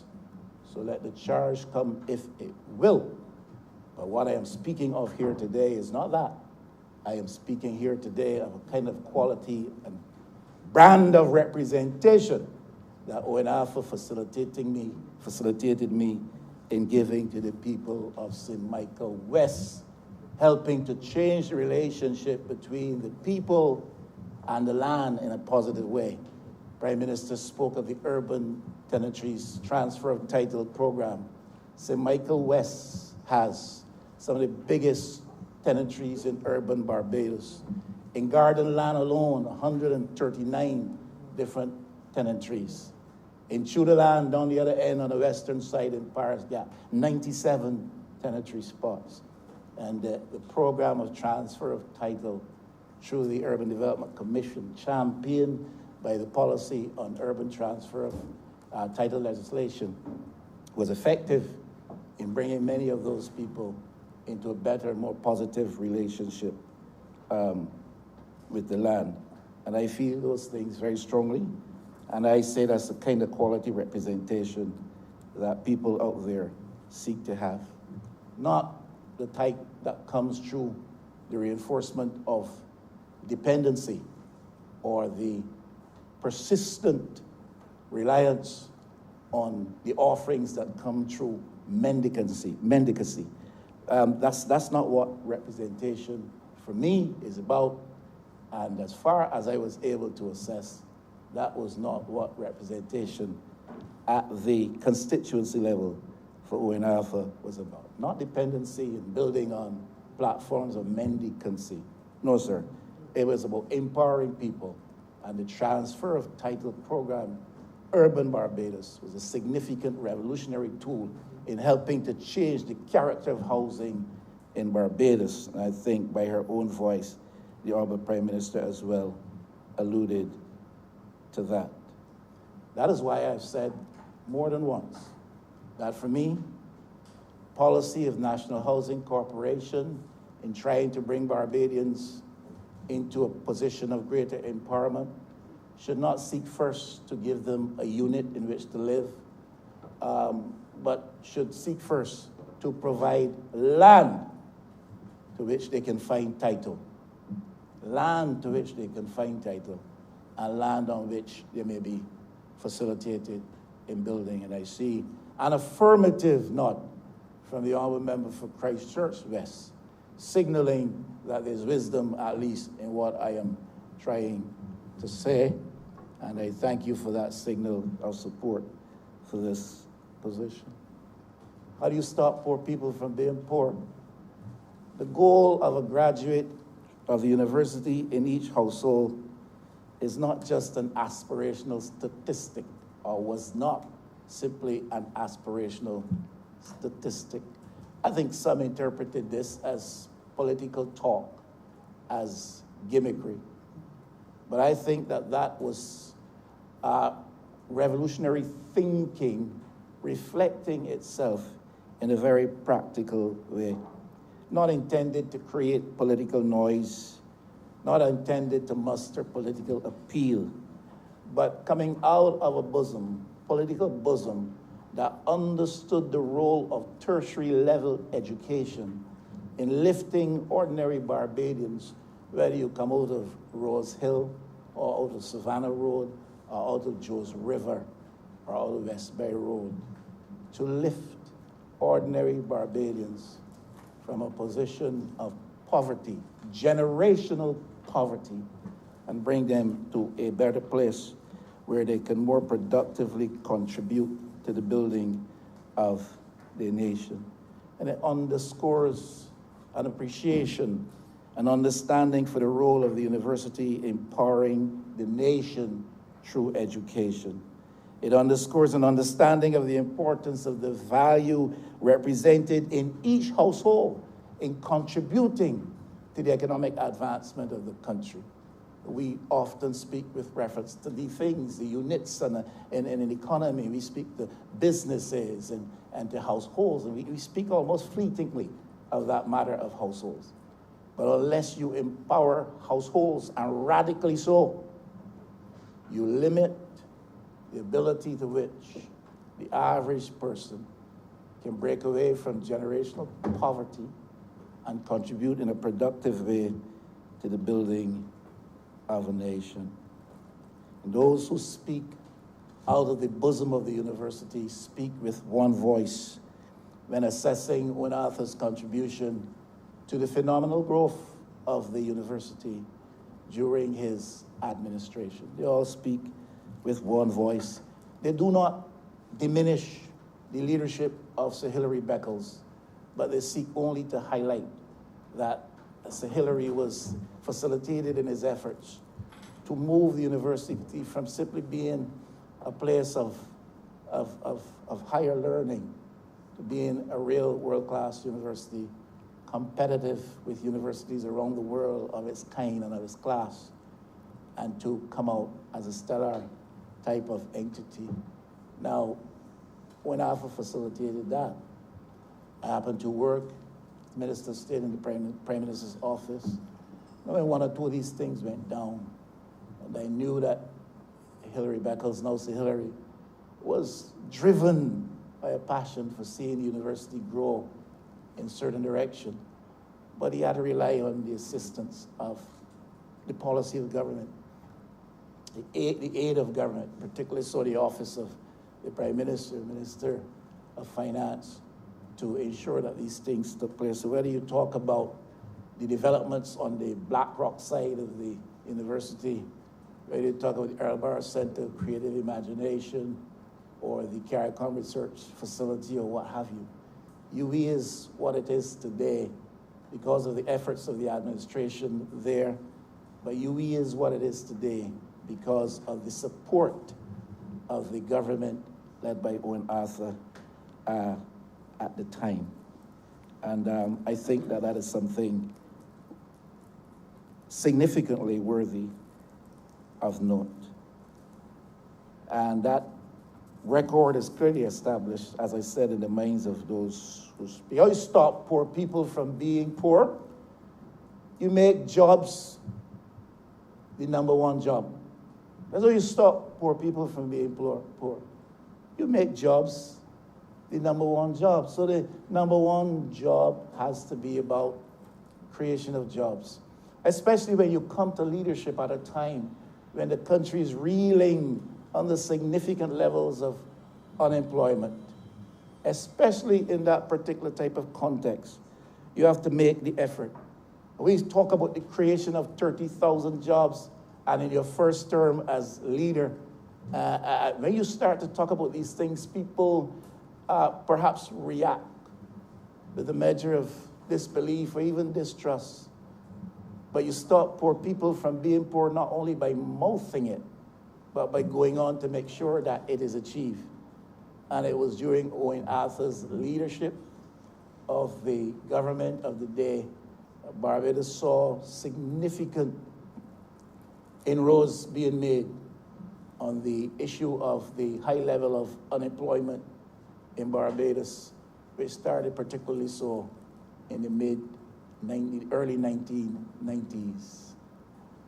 And to achieve that aim of 30,000 jobs, to reduce the unemployment levels from 25, some say even higher percent, down to 7, some say 6% by 2007, was significantly to contribute to the gross domestic product of Barbados and to build up the Barbadian economy such that it could aspire clearly and easily to becoming a middle-level economy in the global context. You lifted the levels of pay for people. That's to be given in credit to the Barbados Labour Party. Happened under Tom Adams. It happened under Owen Arthur. And that is a legacy to which this party, now in office of government, must cling, because we have got to lift the levels of pay associated with work, especially among the lesser regarded working class elements in Barbados. Providing a better deal for casual workers in the public service. That is something which is amazingly striking, because we talked earlier about changing the relationship between people and the land. You're changing now the relationship between people and the institutions that control capital.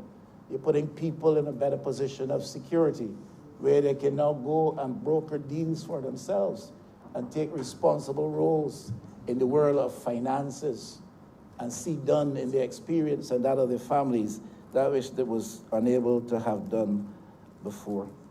Providing opportunities for small contractors, unlike today's tendency to facilitate the privilege and the big contractors and the narrow interests. And Barbados is faced with this for various reasons and needs to be dealt with. And there were multiple scores of small contractors who benefited during this period. And the development of the small business arena, and the Honourable Member for St. James South, where she speaks, which I'm sure she will speak to that, of which I'm equally sure. And the expansion of the small business players in the domestic market, all that genders a sense of self, all that changes the characterization of poverty, all of that generates employment, all of that speaks to the building of a nation and the building of a people. How do you stop poor people from being poor. You use these mechanisms and others, but the job is not complete, and the journey is not ended. And many of those things for which we hailed Owen Arthur and his spirit of leadership need to be furthered. The matter of the reversal of gains, the gains of labor, a threat, a danger, which is now a reality. That the gains of labor made over time, some led by the Barbados Labour Party, some led by the Democratic Labour Party, but we are now in a day and in an age when circumstances are such that there are those who take an opportunity to roll back and reverse the gains of labor. And if poor people are to be stopped from being poor, it is incumbent upon us in this day that despite whatever the expediency may be, we do not allow this country to be subjected to a situation where the gains of labor are reversed, which seems to be the tendency today. The whole issue of youth employment, we speak of employment in percentage terms and in a general way, 10%, 11, 12%, or wherever we are today, and we are now way past 12%, but in good times, in quote-unquote good times, we settle for 12 and 11 and 10%, and we speak of unemployment in those broad terms. But when we drill down and we start to look at it from a demographic perspective, and we realize that unemployment among young people, even before COVID, was up to 30%, even before COVID, then you recognize that if we are to stop poor people from being poor, a priority has to be providing for employment among our young people. And they must not be led to a place where they must think that they can aspire only to the cutting of grass or weeding of the road or patching of a hole or even putting up a signpost. That must not be the ceiling which they see. Those things must be done. An expedient sometimes would have us accommodate those activities. But I'm saying we have to cast a vision for these young people that is loftier than that and help them to lift their sights to higher ceilings and to let them know that the sky is not the limit. I'm repeating that the sky is not the limit. We need more dignified work for our women, and especially in this era when women are seemingly taking over the leadership in every respect, in several aspects of our life's endeavor as a nation. We need to find opportunity for more dignified work for our women. That's how you stop poor women from being poor. And the scourge of underemployment, historically a problem in Barbados, and it should never be overlooked, because simply because a fella has a job, it does not mean that he's well remunerated, and it does not mean that the level of remuneration which he enjoys is able to help him meet his cost of living, especially in today's world.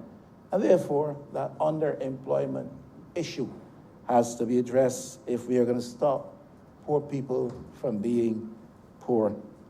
And we have to synchronize the offerings of the same university of which we speak with our development goals and the global market opportunities which are being created, the global market dynamics which obtain. We have to adopt land holding policies that empower Bajans. I will not repeat that today, but I spoke to that recently. We have to look at the matter of non-nationals and their power to hold land in Barbados. And we have to look at the whole business of how land is allocated in terms of ownership across Barbados if it is not land being put into productive purposes. And I will come back to that, I am sure, at some time again in my life. It's about nation building. Stopping poor people from being poor is about nation building.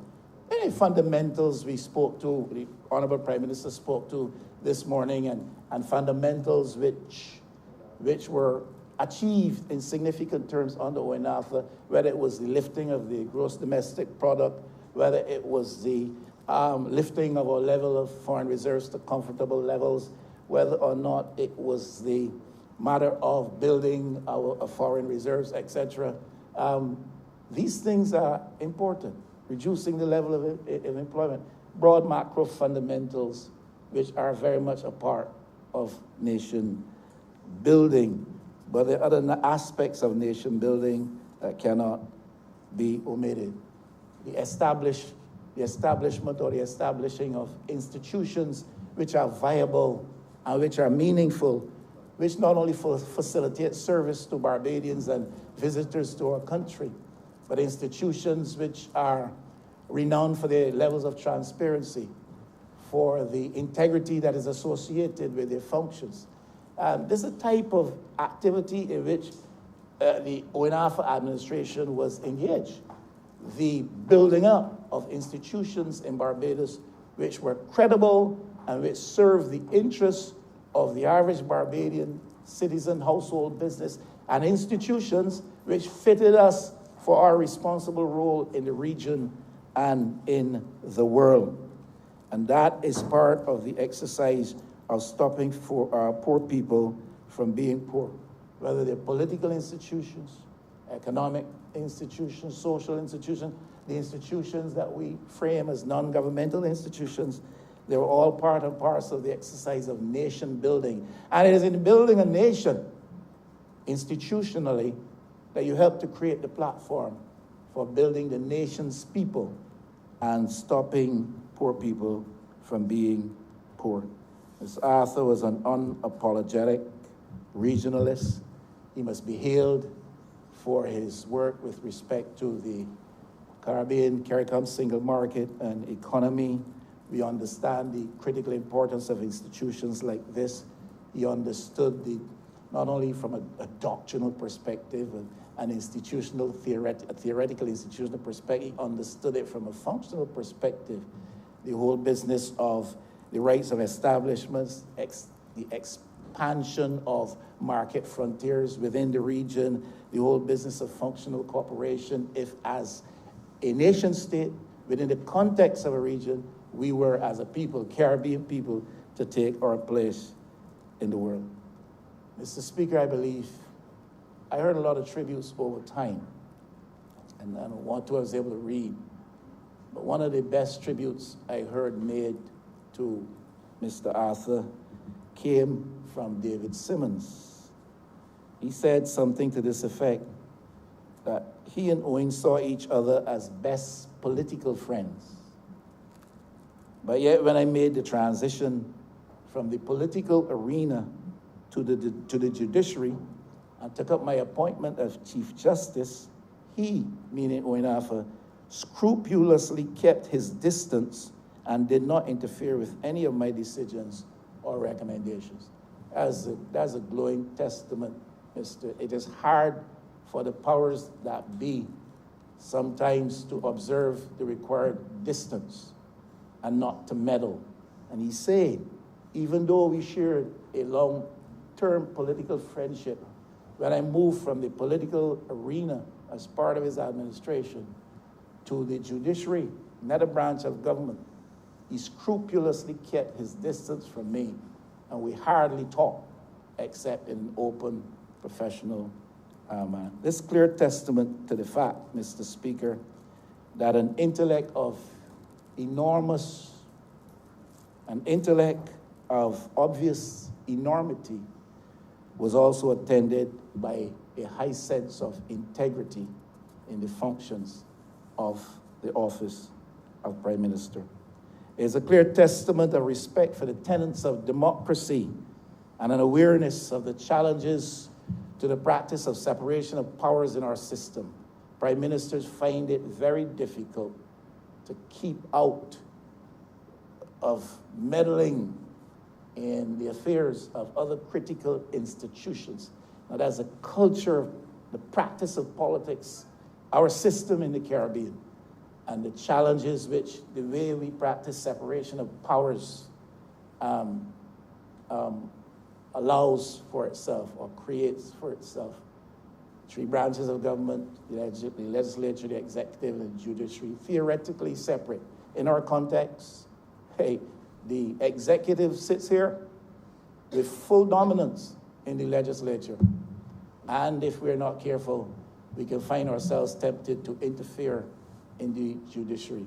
And what Sir David Simmons, I should say, is saying here, he was a man who had respect for the doctrine of separation of powers and who was motivated by the kind of level of integrity that forbade him from interfering with me, despite our friendship, in the pursuit of my functions.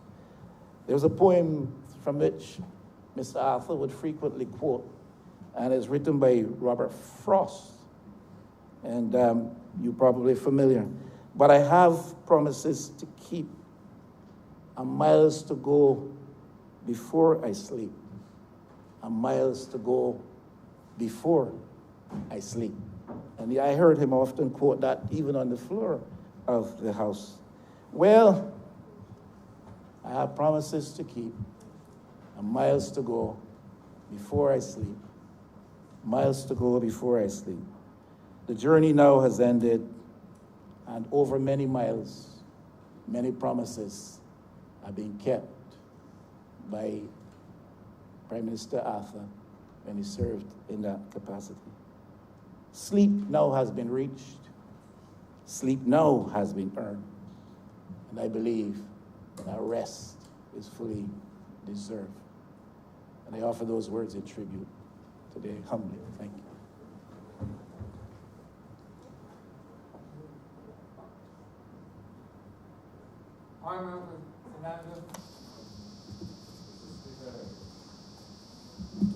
Armor, please turn on the mic.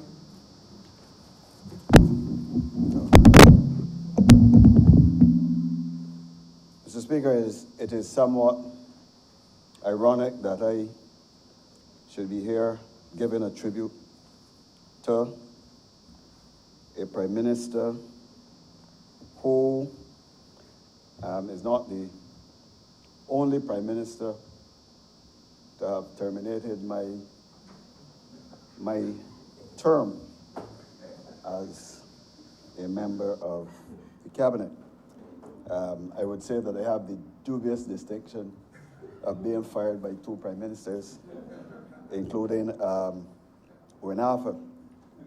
And the mere fact that I could come and speak in this debate speaks to the measurement of the man.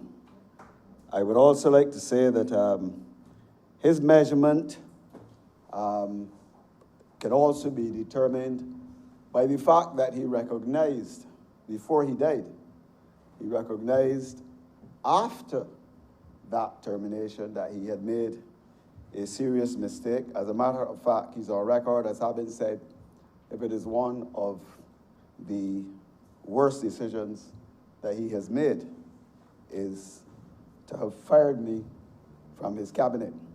Of course, the term firing was not used in the past few months.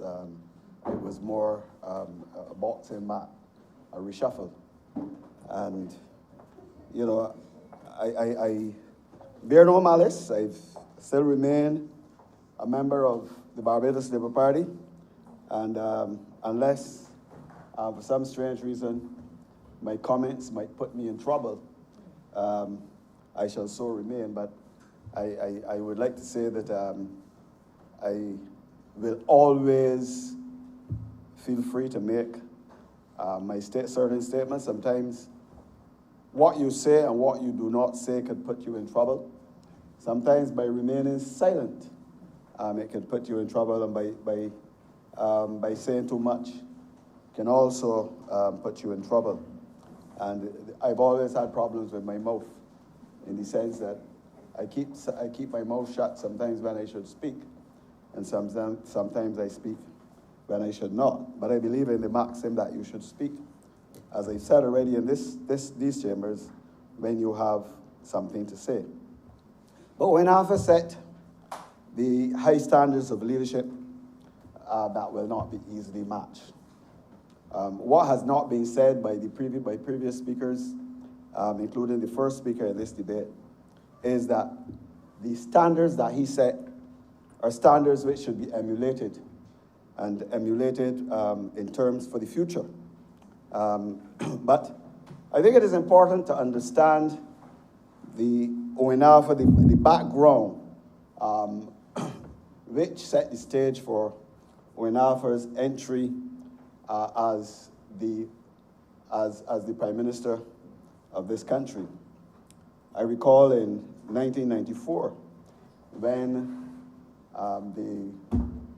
or rather in 1991, when the Barbados Labour Party won the government, every member of Parliament, barring barring the member for St. James North and myself, and to a lesser extent, the member for St. Michael East at the time, South East, I think it was, you bear with me, I don't think I'm breaching the rules by calling his name, Delisle Bradshaw. We were the only three persons that were not contenders for the leadership of the party. And when Arthur came to office, at that time, there were persons who felt that there's a certain entitlement that went with the leadership of the Barbados Labour Party, and when Arthur was not qualified. It is true that my own reasons at the time was a little bit personal, because having won an election in St. Andrew against his good friend, a gentleman by the name of Peter Scott, even though I won the election, when Arthur at the time still indicated that he would come to St. Andrew in the next election and canvass against me. So my opposition to his seeking the leadership of the party when the former leader was dethroned, people said he had resigned, was more or less along those lines. But there were 7 contenders at the time for leadership of the party, and if the former Prime Minister, and that was the late Bernard St. John, Sir Harold St. John, who was a member for St. Michael, Christchurch South, if he had his way, he would have continued. If the honourable member for Christchurch West had the support, he probably would have continued. And then you had the badgering by everybody else, myself and the member for St. James North, being the new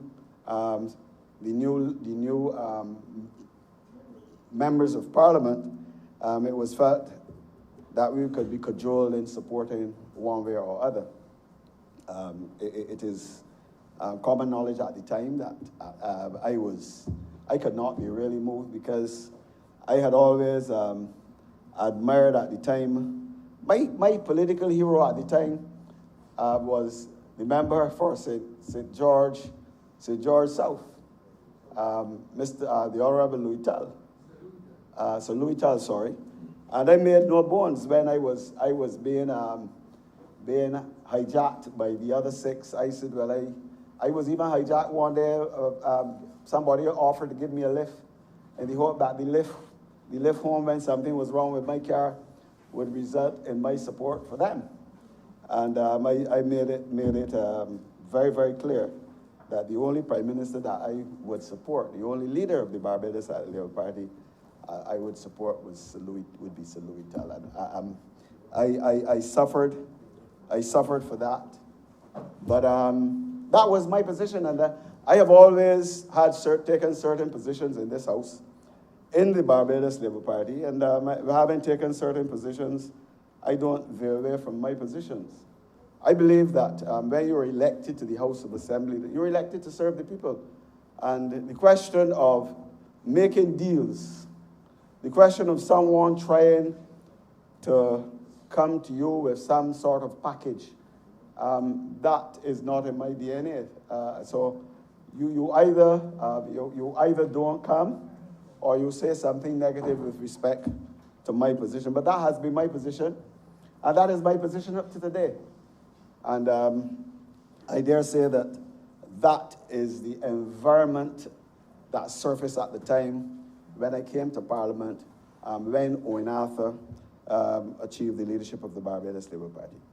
I mean, and there are people even after he was elected who sought to make certain derogatory statements with respect to his I wouldn't like to say extra parliamentary activity.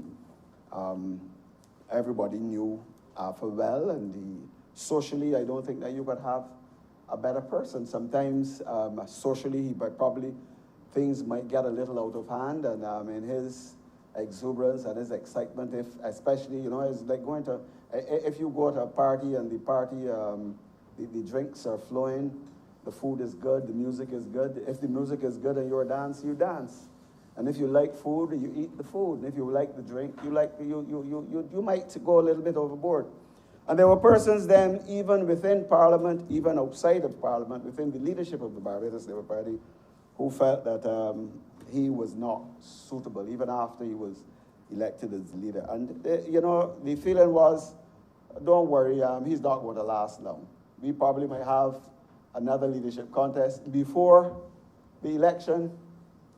And they were veering towards the election that was constitutionally due in 1996.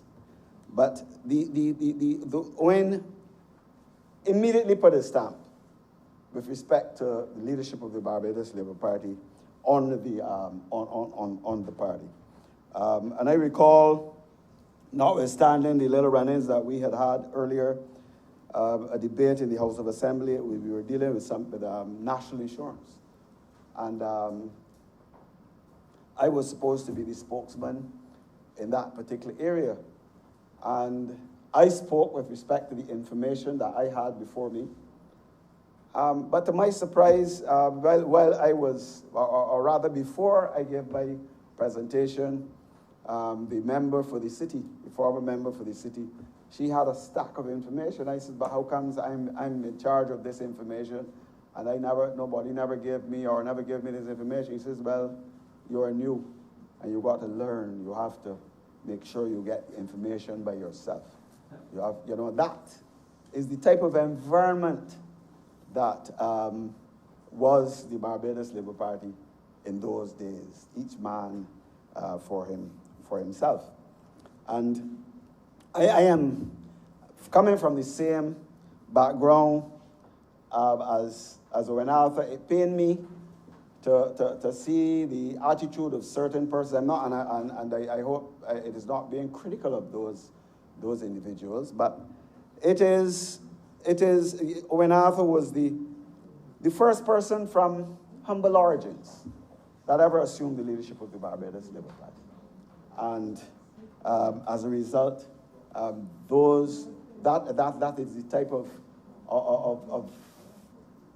of behavior that you would have expected in those days. But there are certain things that come to mind after he became Prime Minister of Barbados. And having had the opportunity of contesting the election under Tom Adams, being there, the Barbados Labour Party under Brice St. John, serving under Owen Arthur, and thereafter seeing other leaders of the Barbados Labour Party, one has a very good assessment with respect to the caliber and the quality of leadership of these individuals. But one of the things that struck me very, very, very clearly was the way how Owen Arthur allowed his team to chart their path.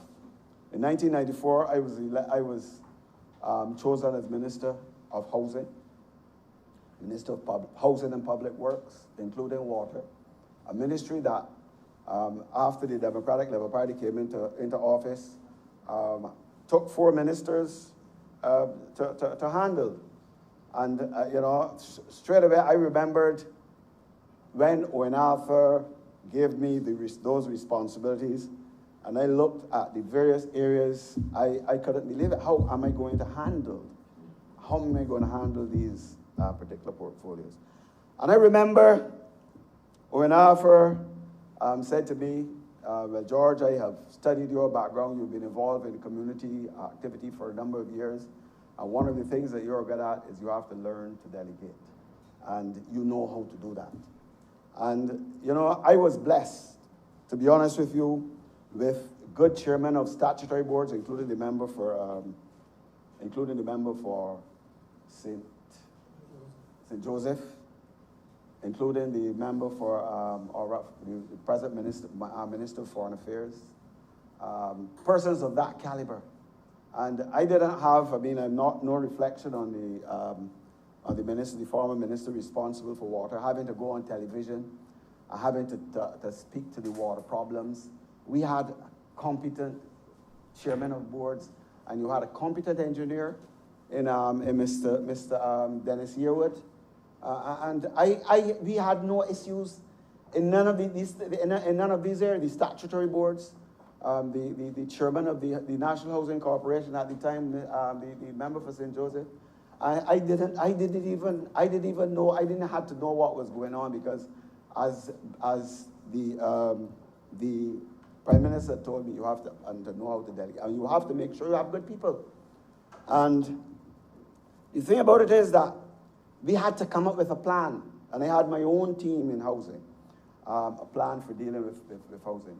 At no occasion during that full term that I was Minister of Housing, on no occasion did ONAFA come to tell me exactly what charge I should take with respect to the ministry. The manifesto was there, very clear. You follow the manifesto, the policies are set out in the manifesto. And it was a tough task for us. I recall the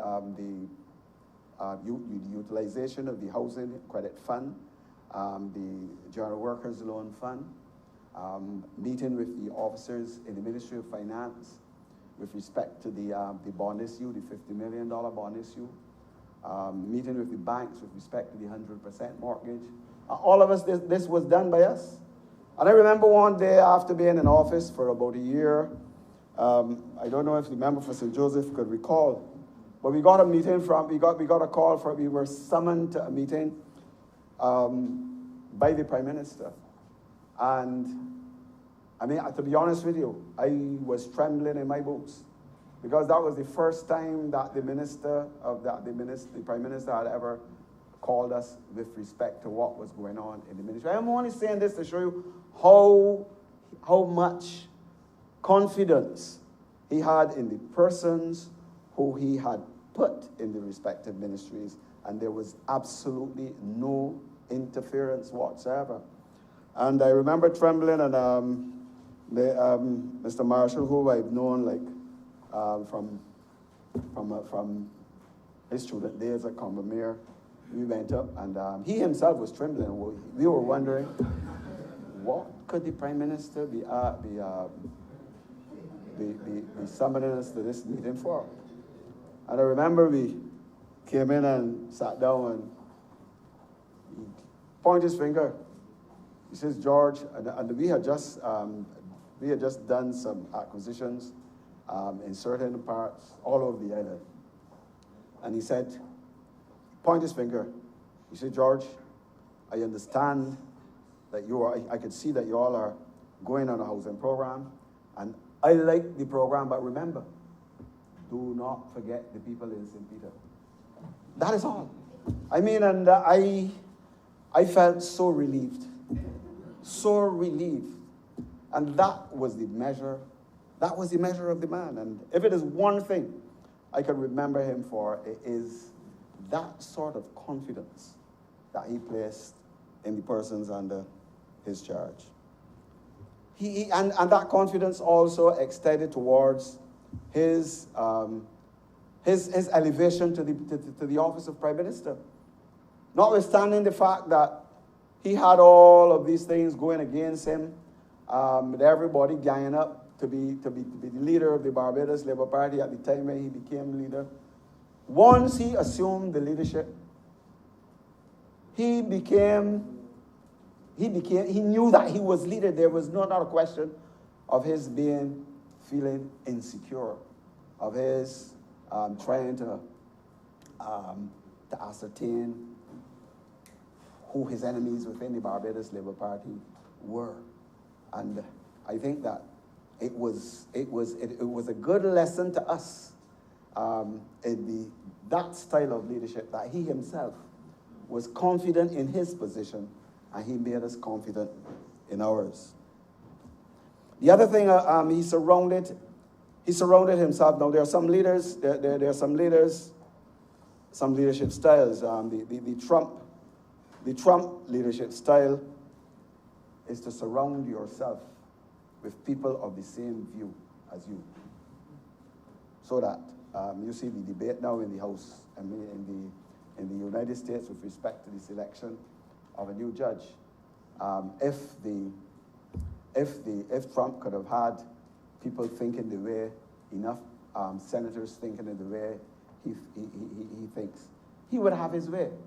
And the thing about Trump is that if he selects someone and they are not a person who thinks along his line, they're fired. That is one style of leader.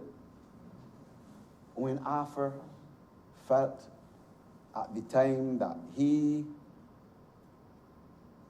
should be able to avail himself of good, rich, solid talent, even though he might not even know the individuals. Remember for St. Joseph? Classic example. The present president of the Senate, former High Commissioner in Canada, individuals that the Prime Minister did not even know before the election. He was not concerned with persons of his own view. He was concerned with getting the job done and the best talent. And that spoke to the measure of the man. A lot of talk has been made.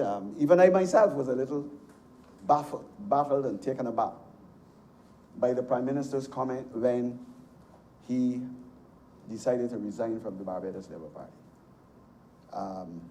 I was somewhat disappointed because I don't want to rehash the events of 2010 because I believe that period was more or less a watershed in the history of the Barbados Labour Party. We did what we felt we had to do in 2010. And I believe if those same circumstances are repeated, the same thing could happen again. Same thing could happen again. But I felt a little uncomfortable when when Arthur made the statement that the Barbados Labour Party has lost its soul. But you have to understand, when Arthur was a Barbados Labour Party supporter to the bone, when Arthur subscribed to the ideals, the principles of the founding fathers of this party, Sir Grantley Adams, Tom Adams, Sir Harold St. John, Henry Ford. And he feared. Some of us have a way of making comments at times without thinking them through. And you know, somebody made a reference to something Owen said when he got a little rattled. And that was when Arthur. The Barbados Labour Party has lost its soul. But when Arthur made their comments within the context of his fear that those ideals of the founding fathers, which had seen someone from poor, humble background, becoming Prime Minister of this country, had gone into the dustbin. Owen Arthur did not want to see himself as being the first person from humble origins, being the last person from humble origins, becoming Prime Minister of this country. And he made those comments within that context. He didn't make, it was not a personal comment.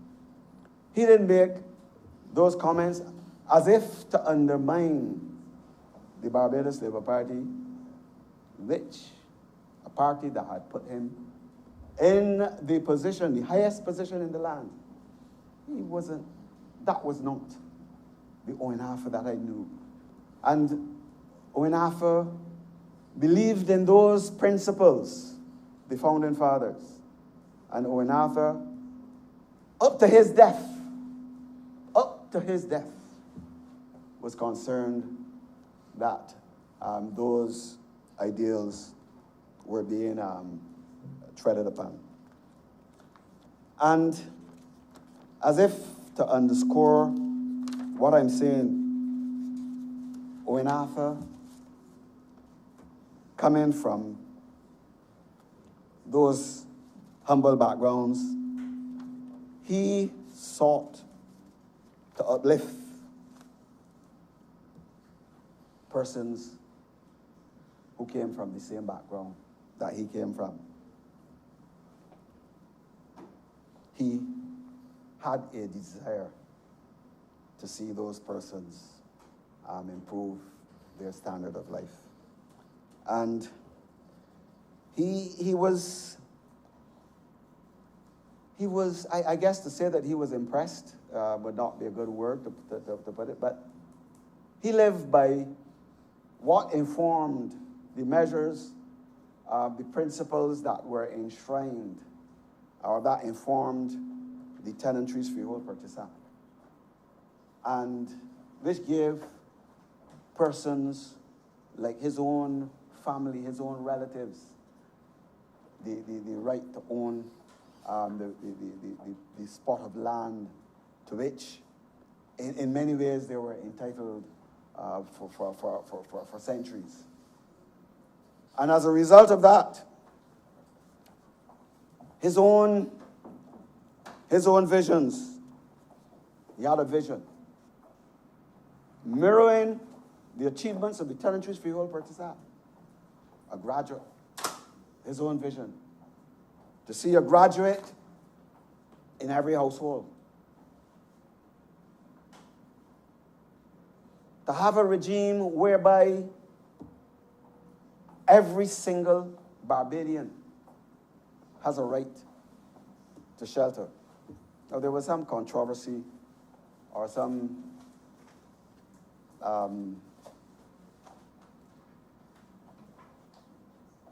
comments at the various United Nations meetings on housing and shelter with respect to the right of every individual to shelter. A right of every individual to own their own homes. And notwithstanding the fact that this is not enshrined in our Constitution, Owen Harper felt that we should create that environment. And what a lot of people did not know, I recall the days, the honourable member for St. George North is not here. The days, he's here.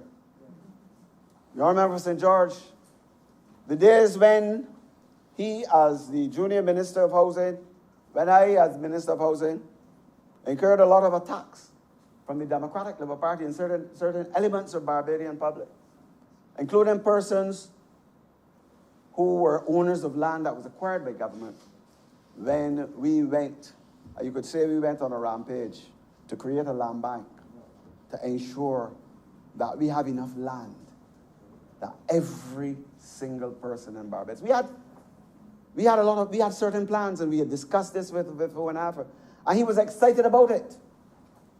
And that land bank was created to ensure that at least we give certain people certain hope.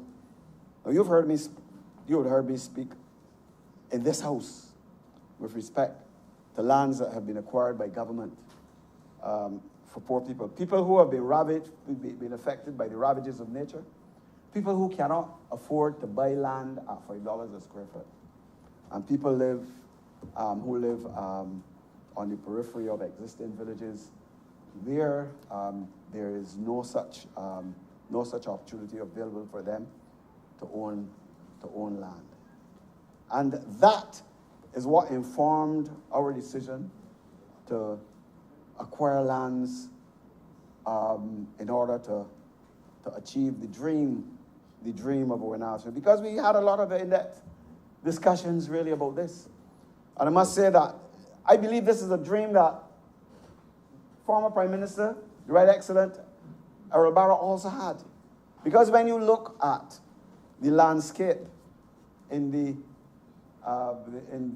one state area and the lands that were acquired, it was an ambitious plan. And it was a pity that we did not use the opportunity to even go a little further, notwithstanding the fact that we were not sort of cowed by any of the comments which indicated that we were going too far. As minister, I got a lot of calls from a lot of landowners. I was even threatened. Never made it public. Never made it public. But I must say that it pains me now when there are lands which have been acquired for persons, and I like to speak about Whitehill all the time in this house because there are a number of persons, my members of parliament don't understand that there is a place in Barbados named Whitehill. It is like a village that has been neglected. It is not part of Barbados. It is a place that has been more or less segregated from the rest of Barbados. A place that people live daily without water, without transportation, without proper housing. Where people live, there were two young ladies who were living under a galvanized, 2 and 3 galvanized, which my branch replaced on a few occasions. And people don't understand that. But that is what informed a lot of the decisions which we took. And I must say that after the last election, I am a little disappointed that we took on the problems of the individuals of what transpired in Whitehill, which to a large extent accounted for our 30-30 love victory. And never once since the election have we gone back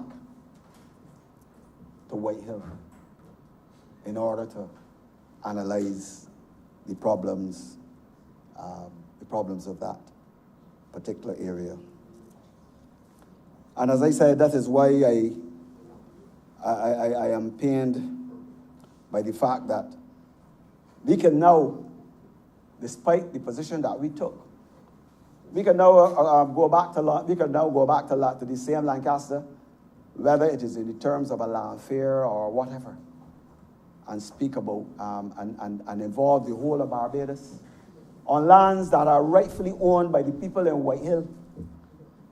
And we could continue the policies of the last government, the Democratic Labour Party government, that wicked government that never ever had the interests of the people at heart.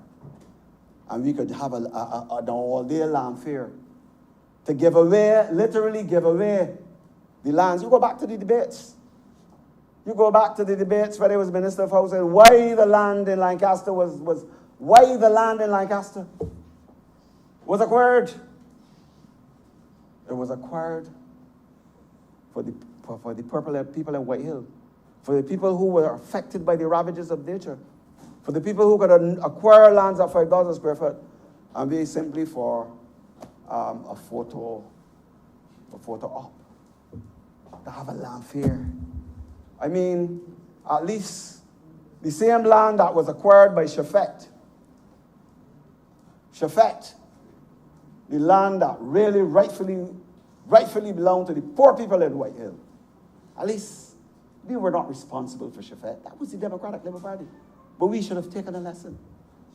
We should have taken a lesson from that. But no, we have not taken that lesson. I think Owen Arthur would be turning in his grave or rather is probably turning in his grave, when he realized it was a policy of the Ministry of Housing, but it's a policy that was influenced by Owen Arthur. Do not allow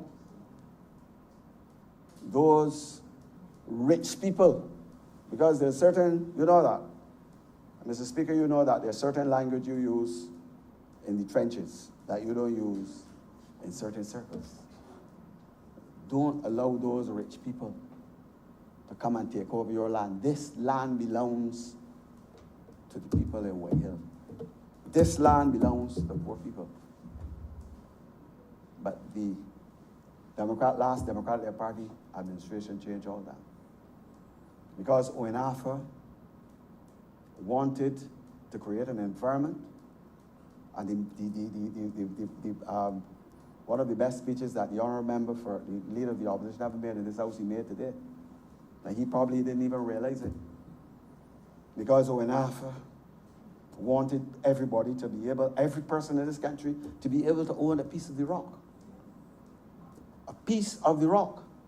And the only reason why we did not go further with respect to the acquisitions of Lancaster and farmers on the other side is because in one respect, I was a little fearful that he would say, well, look, George, you're going too far. And, no, I haven't finished yet. Not by my watch. That he probably would have said, you're going too far, and then the same landowners who were chastising myself and the other members in George North for those acquisitions would have been on our backs. Owen Arthur would be turning his, I said, in his grave right now. I mean, to see what is happening, and you are selling the same lands that was literally to be given to those people at $15 a square foot. Because what you are doing is that you have taken over. You've taken over. A government has changed. But the government was not. The government was changed. The government was changed on the 24th of May. 24th of May in 2018.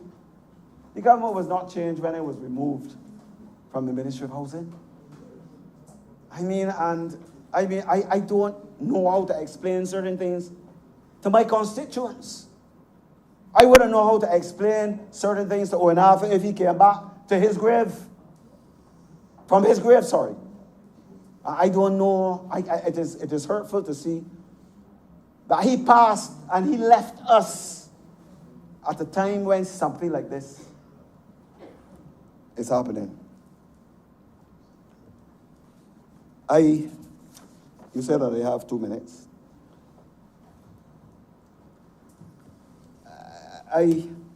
Mr. Speaker, I don't know how we could sort of consume the rest of what I would have to say in 2 minutes. But among the other things that the Prime Minister, former Prime Minister Arthur, was close to his heart, the eradication of poverty. When he lectured to us on the eradication of poverty, I mean, sometimes you ask yourself, well, this man, he's crazy. Because, I mean, how could you eradicate poverty? But he figured that by putting that on the table, at least there are a number of things we could do. And one we could do in order to alleviate the plight of the least privileged in our society. The eradication of pit toilets, the acquisition of derelict buildings, and the zero unemployment. Because he always felt if he set the bar that high, and you even fall below. Somebody spoke about unemployment today at 6%. But he figured he would not even have accepted the 6% if everything was going in the right direction. Zero unemployment was what he would have wanted. And the other thing that characterized his tenure as Prime Minister is his utilization of what, in terms of consultation, the elders of the Barbados Labour Party.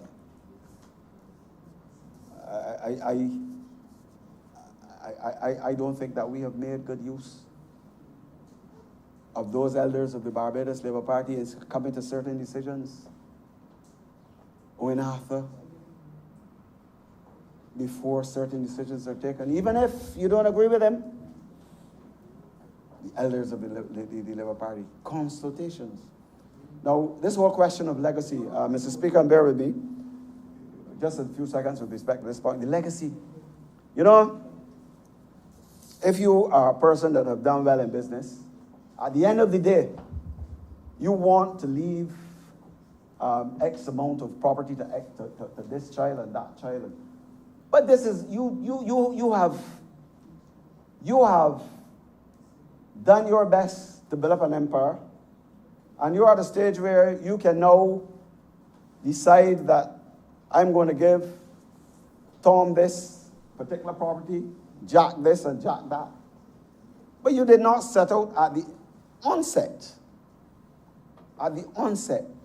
that your legacy will be that amount. And I think that this is what separates Owen Arthur from other leaders, in that the legacy of a prime minister is different to the legacy of an individual who has built up an empire. But it would appear as though the legacy of a prime minister has suddenly changed, shifted somewhat, in that you have prime ministers now who before, or even before they could, before they could even get a grip on the management of the country, wants to place things in their legacy that will not be their legacy when they have left the minute office. And the thing about legacy for a prime minister is not determined by him. It is determined by the historians. It will be determined by those persons who will have to evaluate his stewardship. In this respect, we can look at the legacy of Owen Arthur and we can say that that has been a rich legacy. Mr. Speaker, I'm sorry that I had to terminate my presentation halfway, but I can understand you're under certain strictures with respect to time. Thank you. Okay.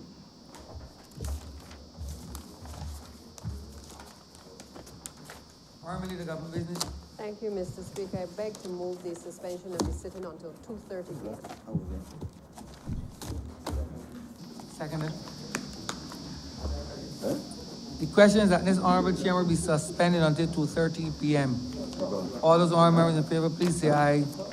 Those against, please say no. This honorable chamber stands suspended until 2:30 p.m.